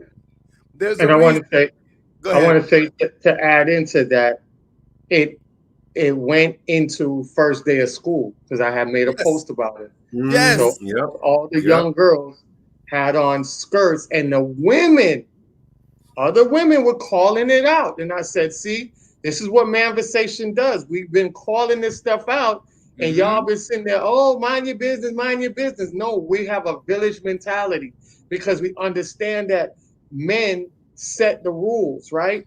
And we have to enforce the rules, because once we start being laxidated on the rules, then comes chaos. Imagine taking away all the rules right now. People will be doing all kind of crazy stuff, killing people, because there's no rules to affect them. So it's the same way. It rolled right into the first day of school. And now you got mothers who's taking their children to school and seeing these girls' ass cheeks. And they're coming back to social media and saying, hold up now, we was all right with it, but now this shit is getting out of control. And that's the point that we want to make, is that you have to see the foresight before it actually happens. You got to see the chaos coming and put a stop, preventativeness to it before it rolls out into being something that now you can't even control or stop, because we let it get too far. But you were cooking, so I didn't want to interrupt that, but I wanted to add on because that was such a great. Add some olive oil and some thyme in that thing. Little bit. No, but that's real what he just said, though, you know, and this is a problem that we have as a society. You know, this whole, oh, don't say nothing about it. Oh, don't bother him. Don't judge him. What do toxic people love to say? Don't judge him. Don't be judging them now. Yeah. Shut the fuck up. Look, at the end of the day, if we don't call out bullshit, then bullshit will ensue. That's why we got to come out and do what we got to do. You understand what I'm saying? Because if we keeping it a buck, the system of accountability is mostly on the side of the men. What does Bobby like to talk about all the time? The prison analogy. You go to jail. You go to jail in women's prison and you did something to some kids, you know, ain't nobody really gonna rock with you. Like, you go to jail in the men's prison and you did something to some kids. See what happened to your ass. You come around me and you did something to some kids. See what happened to your ass. You don't want to go to Cell Block 1. What happened? I was saying to Kendrick, you don't want to go to Cell Block 1. You don't want to go to Cell Block 1, you dig? And this is the thing, like, we gotta get out here. We don't call people out enough. You know, people shouldn't be listening to a buffoon like Cam Newton. Fuck out of here. We have men out here who have real leadership qualities, you know, and my issue, I had to educate this young lady who came on my thread. My issue with it is this. You're going to have these little niggas out here that's 15, 16 years old running around all willy-nilly thinking they can impregnate all the little girls that they have around so they can be like Cam Newton. It's a problem. It's been a problem. You understand what I'm saying? And Cam shouldn't be putting this type of imagery and promoting this type of lifestyle or whatever the case may be. Really, you know, but he don't even seem like he has any sense of community like that. You know what I'm saying? I know he does some stuff for the kids as far as football, and I respect that. I appreciate that. But as far as, you know, all your dealings and your relationships, you know, this is garbage. You know, you up here with this girl, y'all in a relationship, you talk about you waiting for your wife, and that's cool. You know, it's garbage on both ends. It's garbage on his end, you know, for playing in her face like that, and it's garbage on her end for allowing it because this nigga pays bills. You know, sometimes you have to have something called standards and self-respect. And at the end of the day, a lot of modern women just don't have that. And if we're being totally honest, that's why a lot of these quality men overlook their ass.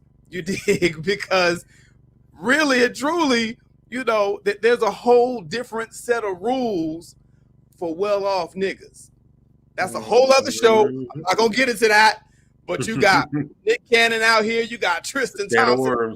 You got Cam Newton out here just spreading their seeds like some goddamn plantation bucks. You understand? Hill.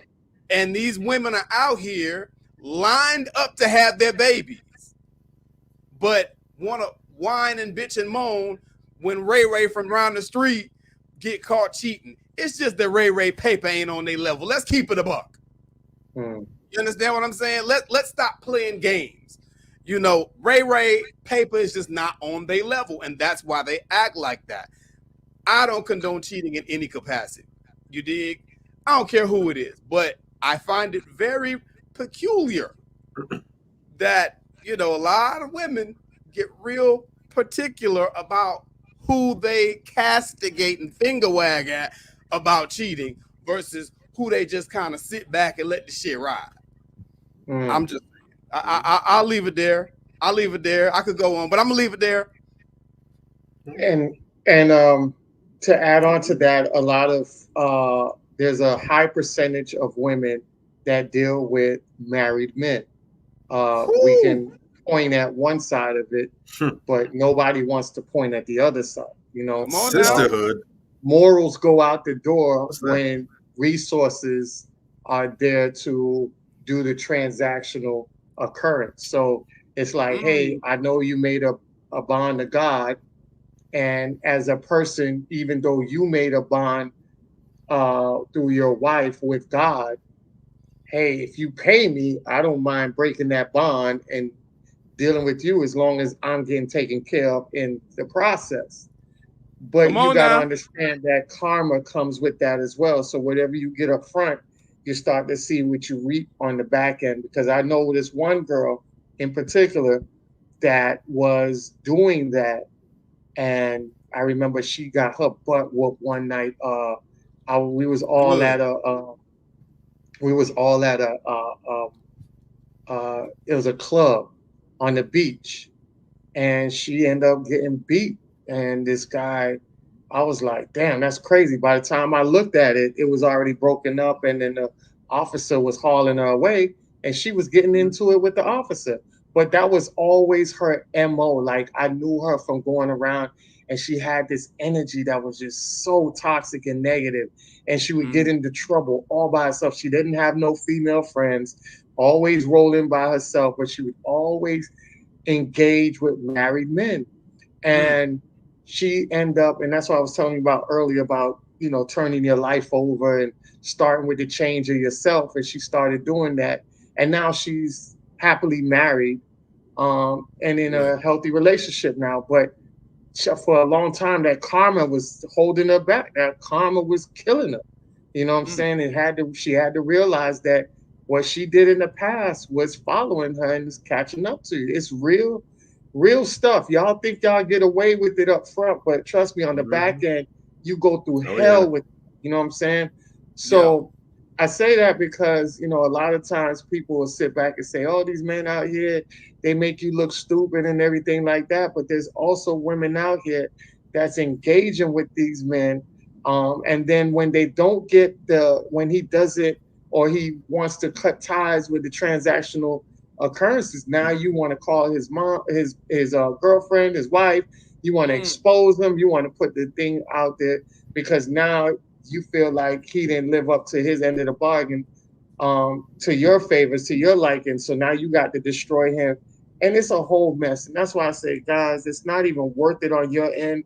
Make sure that you are out here grabbing a woman that you like.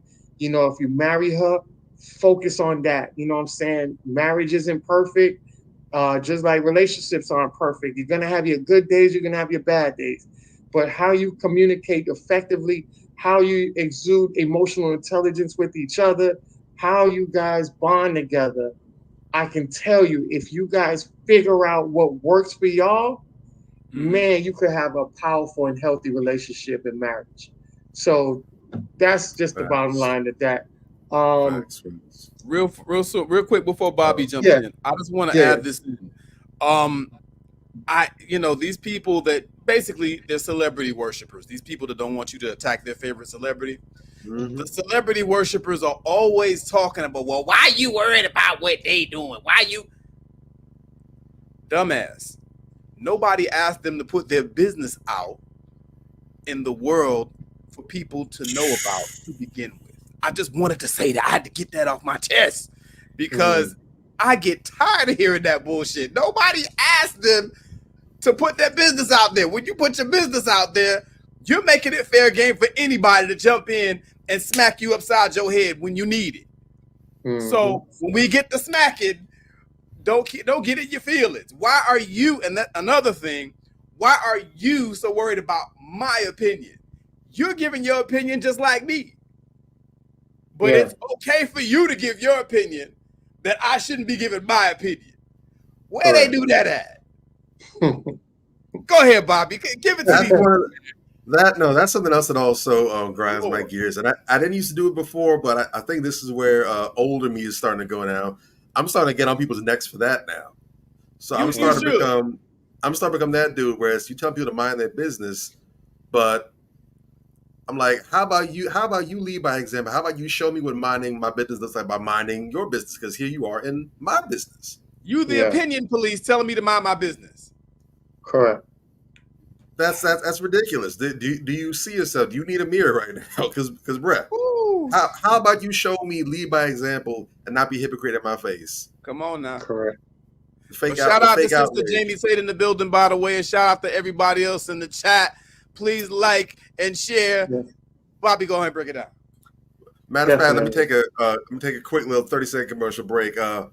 Big ups to that interview that y'all did. Janae Tate. My bad. Big ups to that interview that y'all did on that I wasn't able to partake that evening on that little interview that y'all did. Thank you, but sir. I was able to hop in. I was able to catch the last hour of it. And let me tell you, y'all was so on point. I literally was posted up in my vehicle. I was tired as hell. My body was sore. I done beat myself up. I was sitting in my vehicle, eating on my little post-workout meal, and I'm sitting there in my vehicle watching y'all steal somebody's Wi-Fi. I'm like, that's what I'm talking about. Y'all did the thing. So big up to y'all. Big up to Munch. Big up to Janae doing the damn thing. Yeah, definitely. You know, wherever the Manversations crew, whether it's one of us or all three of us, you know, wherever we go, we're going to represent y'all did the damn thing. But they definitely did theirs as well, too. And I love the chopping up of the game y'all were doing. I'm looking forward to what's the result from that. Good stuff. Oh, yeah, definitely. If y'all weren't aware, make sure y'all look at the High Low News channel. Oh, yeah. Show them where they can view the interview at, man. It's worth we have it on our thing, so you could go back on the video. It says High Low News Manversation collaboration. You guys should see it, and it's on the videos. Also, make sure that you guys subscribe to High Low News and High Low News on all social media. Phenomenal, great media team over there. And Janae Tate is the CEO, doing a phenomenal job of getting the information out to the people. All right, no more boule. HYLO. Real girl boss. No more boule shit. We don't listen to the Roland Martins and all that, man. Get off of that bullcrap. The old media. I was on that coon so hard this week, boy. Oh yeah, I seen that. I put up on Roland. Yeah, that was dope. I put up a video on his jolly ass, boy. Look. Hey, he's having a tough week. Go easy on him. He's having a tough week, man. His hobbies got exposed. One of his hobbies got exposed. You know, it's he gonna get his shit peeled back. Fucking boy, look here. Go ahead, man. Go ahead, Bob. But to tap on with that, all I got to say to that is, it shouldn't have taken how extreme things have gotten for people to start pointing out the behavior in their children. But we have to abandon this mindset of waiting for things to go apoplectic, where all hell breaks loose before we go ahead and peep the danger. We have to be better at recognizing ahead of the curve when the danger is coming. Yes. If you in a house with your family and you don't have a smoke detector, if no one's paying attention, everyone's trapped in their phones and their video games, whatever, and you don't notice that the house is burning down, you run a tremendous risk of losing your family members. It's not just property you risk losing, now it's life as well. Mm-hmm. You have to have measures put in place. You need your smoke detector. You need to make sure it's working. You need to make sure the batteries are changed and not going off and beeping every 3 seconds. You know, you need to have a carbon dioxide detector. You need to have people that are awake if someone's cooking or using the stove. They're paying attention, not getting caught up in other stuff. You need to be aware so as you can keep yourself and your loved ones and things that you value safe. Yeah. Likewise, we can't wait for the last minute to jump on things before they get out of control. And if we're not willing to be that aware, if we're not willing to have that sort of level of mental acuity, then we need to recognize who the canaries in the coal mine are, so to speak. And when they start chirping, when they start talking, listen to them. Well, I can't see the danger coming around the corner, but I know these brothers are sharp. I know that these sisters are sharp. If they sound the alarm, time to go. Mm-hmm. But you can't just sit back and do absolutely nothing, sit on your hands with your thumb up your ass and just playing with yourself. That's not a realistic strategy. Mm-hmm. The German pastor Martin Niemöller, he's well known because way back in the day during World War II, he was a Nazi sympathizer at the time. But when his people started getting caught up by the Nazis' work, he had a change of heart, obviously, and he came to himself, and he had enough humility to go ahead and fess up and acknowledge that he was wrong for backing them. And he said a very powerful quote where he said, "First they came for the socialists, and I did not speak out because I was not a socialist. Then they came for the trade unionists, and I did not speak out because I was not a trade unionist. Then they came for the Jewish, and I did not speak out because I was not a Jewish. Then they came for me, and there was no one left to speak for me." Mm. If you gotta wait for your child, for your children, for the kids at your school to walk around with their shirts, with their skirts, up to the top of their ass crack, singing about how they coochie pink, they booty hole brown, looking like they're ready for a porn video award show, before you recognize, hey, we need to say and do something, you're waiting too late. Mm-hmm. We can course correct now, but that's already in the baby's psyche. That's already not just what they're entertaining, but now they're actually on the next level. They're now acting out. So it's not enough to even listen to it anymore. Now to the next part where they identify with it, and then after that part where they identify it, now they have to live it out. So now I got to look like what I see. Mm-hmm. And we know this affects them because we have grown-ass women and adults suffering from this. How many women have gone out and said they went to go get BBLs or plastic surgery because, well, that's what the men like? Grown-ass women who are allowing social media and these reality stars, whatever, to dictate what they're doing. And these are adults. These are people with life experience. They may not be the brightest spoons in the crayon box, but they're adults. Yeah. They've lived on. They should be above being easily peer pressured into doing things that can literally cost them their lives, that people have been out there losing their lives behind. Mm-hmm. But they're not able to rise above that. So how much more influenced are our children than this? Your baby's still trying to figure out how to do their times tables without using their fingers and their toes. Bless their heart. But they out here saying, well, you know what? I want to be like Sexy Red. I want to sing when she's talking. I want to dress and look like her. She's so beautiful. I want to be just like her when I... Yeah. Stop waiting for all hell to break loose before you recognize something needs to be done. And for God's sakes, if you don't have the backbone or the courage or the intelligence to go ahead and get in the way of it, then when you have other people that are willing to, stop trying to run interference to get in their way. Mm-hmm. Not a god diggity damn one of these influencers or celebrities, whatever, are cutting any of y'all a check. They're not sending you no royalties. They're not giving you no free tickets, no free merchandise. They're not even shouting you out in their songs. Mm-hmm. Damn it! At least R. Kelly was cutting people on his album credits and getting them royalties like that. You out here capable for people that's destroying our children, destroying our communities, and they doing nothing for you. Damn. Mm-hmm.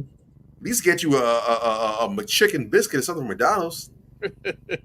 Mm-hmm. Sit back, shut your mouth. That's it. That's the lesson. That's the moral of the story. Definitely. Before we get up out of here, I got a couple more for y'all real quick. I do want to leave this gem for all the fellas out there, right? For all the fellas out there, right?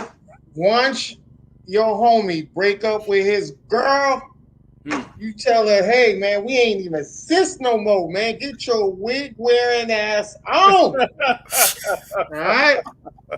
None of this trying to play up on this nigga's exes or that like that.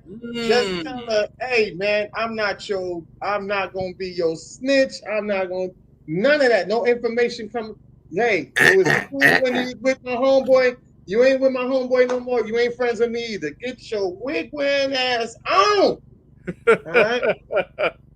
All right. So just a little gem for the fellas out there, man. You know what I'm saying? When you do your homeboy that you like break up with the girl, she's no longer acquainted with you as well. All right. So make sure you do that as well. Keep your loyalty to your homie. We gotta do another show on man laws, bro. We do. Definitely. Brothers way out of line, out of alignment. Fact. Second edition, second revision. Yeah. Definitely. All right, so I want to show this video right here and the importance behind it because I think this was a definitely great gem. All right. You have to have a good woman, yo. You have to have a good woman. And when you get a good woman, man, I keep telling y'all, pour into that woman. Like really pour into that woman and watch how your life just does this. Yes. Pour into your woman, pour into your family, do the work on yourself to be a better man and just watch how your life does this. All right. So just a little gem for you fellas out there. And also, check this out.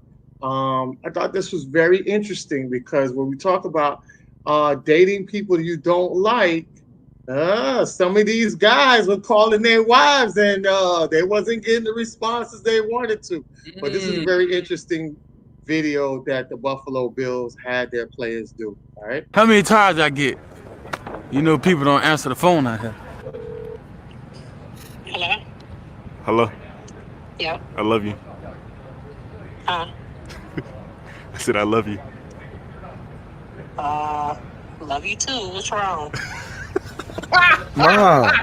I can see you. Can you see me? Why you can't see me? I got on my blue Florida shirt. I don't know. Ma, I was just calling just to let you know I loved you. I love you, D, and I needed to see your face. Did you? Thank you. Thank you so much. Oh, my. I need to hear that. Because people try to tell me I ain't Love you. Huh? Love you. Yeah, they said call someone I love.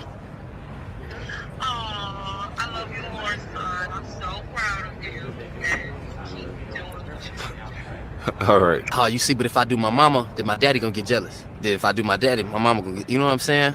What's up, baby? Okay? Bang, bang, chicken and shrimp. What's happening? Chicken and shrimp, but you ain't home yet, are you? Nah. I'm just over here doing media day. I just want to call and tell you I love you. Man, I love you too, dog. I appreciate it. You made my day. And my mentor. Hello?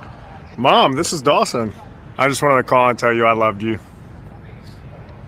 What? Not even my own wife will answer. I got a good one. Yes, sir. Hi, buddy. Just want to say I love you. I love you too, Papa. Oh, thank you. Love you. Bye. I love you, bye. My quarterback answers right away. I love you more than anything in the world, Dad. That's it. Just I love you.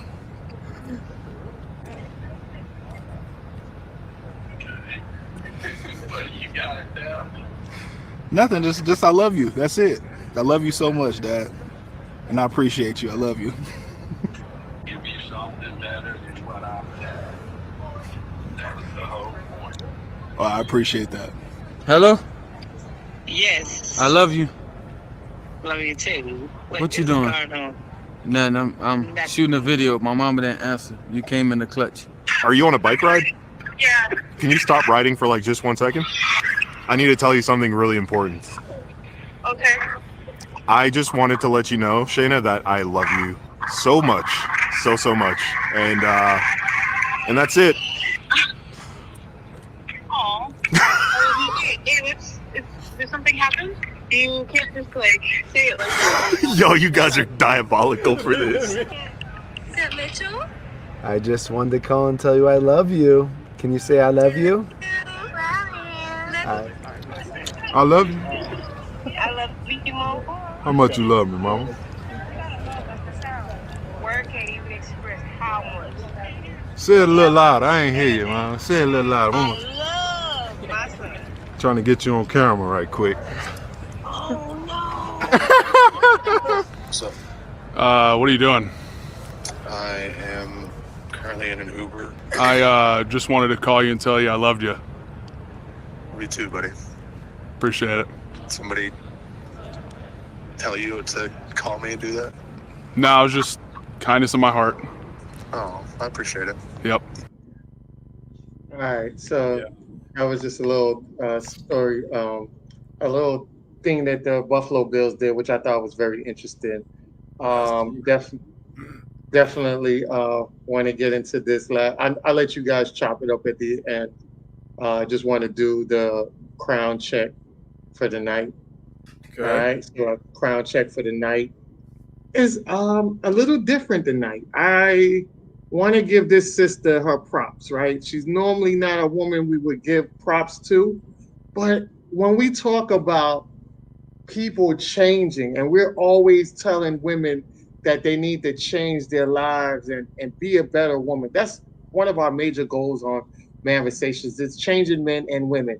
So when we talk about the women, and we want them to change their behavior and become the woman that we know that they become, I immediately saw this and I thought this was so great to honor her, because she went from one side to the next. And just like Biggie said, I went from negative to positive, and it's all good, right? So this queen check for tonight, everybody knows who she is. Angela White, which you guys know as Blac Chyna, celebrates her 21 months of being sober, which I thought was so super dope, because if, we just had Rich Homie Quan, and a lot of these rappers and singers and entertainers do a lot of drugs. And for them to pull away from that, Rich Homie Quan just lost his life behind it because they said he OD'd.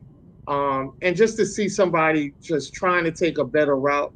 She's been on this journey for a minute. She's also put boundaries on her toxic mom. She went at her toxic mom in public for putting boundaries on her toxic mom. Like, she's really on the path of getting to where she needs to get to. And I admire that. I admire when a woman has changed, especially being from toxic to now living in a more healthier state of being for herself and especially for her children. So I just wanted to give her the crown check, because I thought that was super dope for her to be 21 months sober. And it says a lot about her character. And even look at how she's glowing now. Remember how she looked before to now how she's looking now. Her skin is radiant. She's glowing. You could just see a different aura around her. And that's the power of femininity and the power of acting in the essence of being a true woman. So shout out to Blac Chyna, aka Angela White, for making that change. Real talk. Yo, that's a great crown check. You know why? Because we don't talk enough about the power of self-change and healing. You know what I'm saying? We don't talk enough about that. We criticize people a lot, fairly so. You know what I'm saying? Because a lot of these people out here be on some bullshit. But when somebody makes a conscious decision to do better, she still got some stuff, going on or whatever the case may be.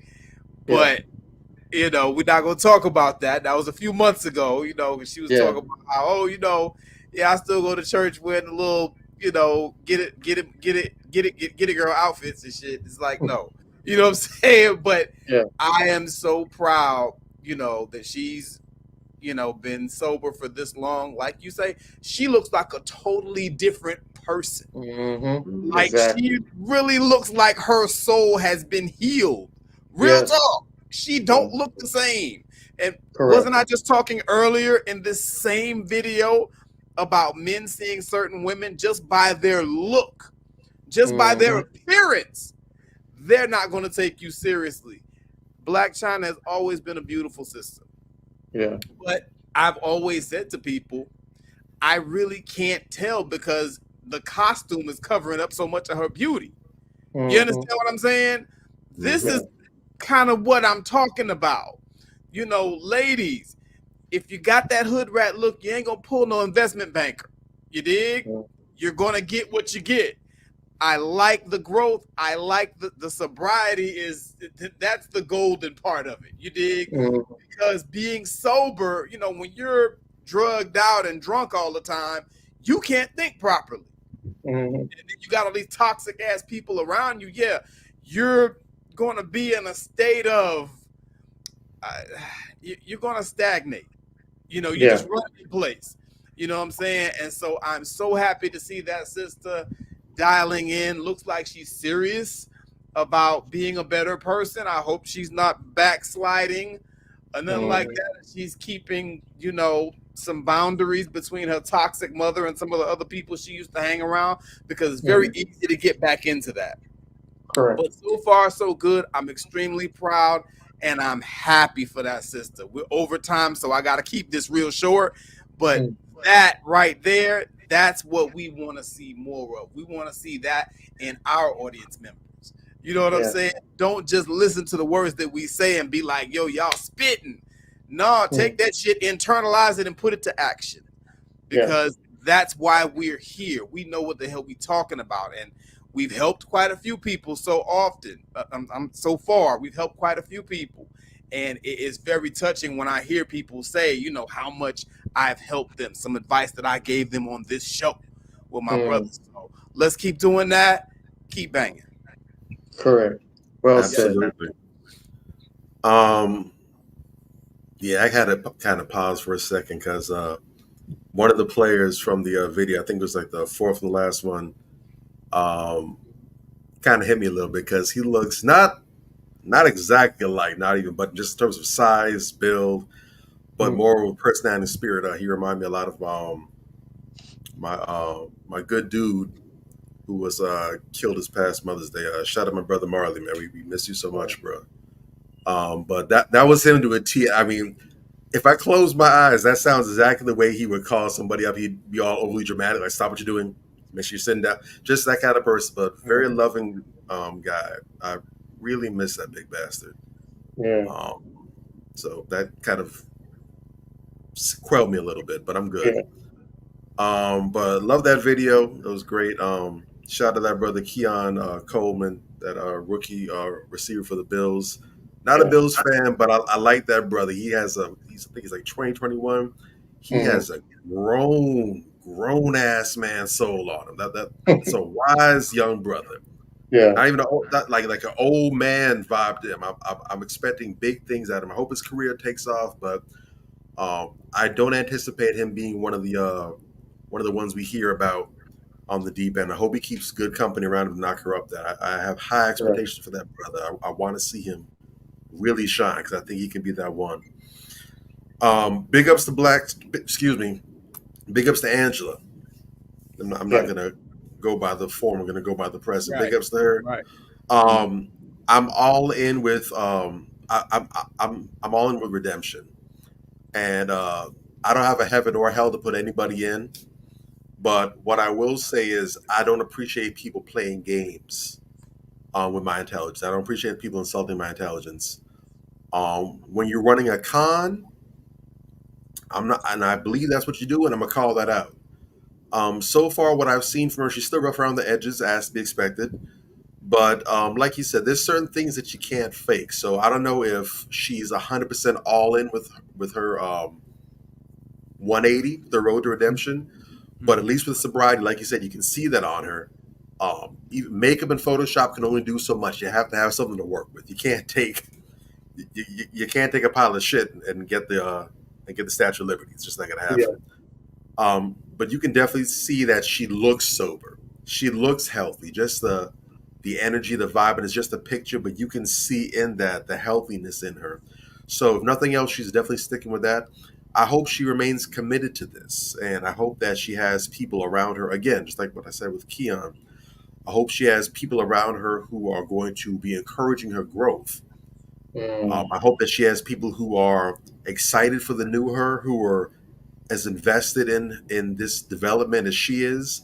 people aren't going to drag her back for their own selfish gain, whether it's family, friends, neighbors, whatever.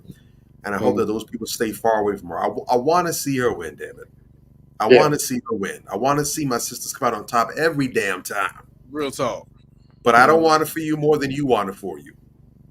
You know, I can't do that for you. Nobody can do that for you. You have to want it more than anybody else. And people like myself, we'd be right here cheerleading you, clapping it up for you, biggest supporters. We'll throw a ticker tape parade in your honor. But you're not going to pull the wool over our eyes. You're not going to play us. And you're not going to be half-stepping. So she's fully committed to the new her. I'm all in with it. I love it. Definitely was a great episode today. Definitely a great show. I think it's something very much worth talking about. Appreciate you, Major, for going ahead and tossing that on the barbecue pit for us to cook up. Yeah. And at the end of the day, let's start dealing with people in a holistic way. You know, you don't have to lie to get your way all the time. And the thing is, the idea that we have to lie and be dishonest in order to get what we want from people, that's crazy, because you can lie to people and be dishonest and still not have a 100% success rate.